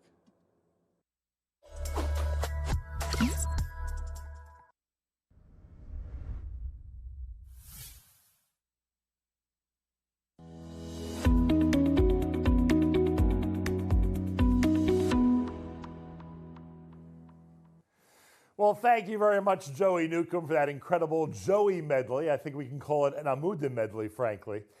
We have just exceeded 5,400,000 on the way to 6 million. Remember, the website's going to be live. You'll be able to see all of the content starting tomorrow. But tonight, even after we leave the air, the website's going to be live for you to donate at unitetoheal.com. I was told that I misidentified the site earlier, so it's unitetoheal.com. Help get us to the goal. Right now, in the next 5 minutes, everything you give is being triple matched. For that alone, you should try to give right now and get us as close as possible to $5.5 million, and eventually to the $6 million mark. I want to thank the incredible production team here. What a great show. Thanks to everybody who's working all of the equipment and all the wonderful people that we've worked with again this year at Flow Motion Studios in Brooklyn, New York. I want to thank Dove for his incredible assistance. I want to thank NSN Zone Miriam Wallach for her great producing. And I want to thank everybody at Amudim for inviting me and all of us here to take part in this very special occasion. Thank you to Tzvi Gluck. Thank you to the entire staff and all the wonderful volunteers. To all the professionals that are incredibly helping families and individuals, especially the young people, navigate very delicate situations.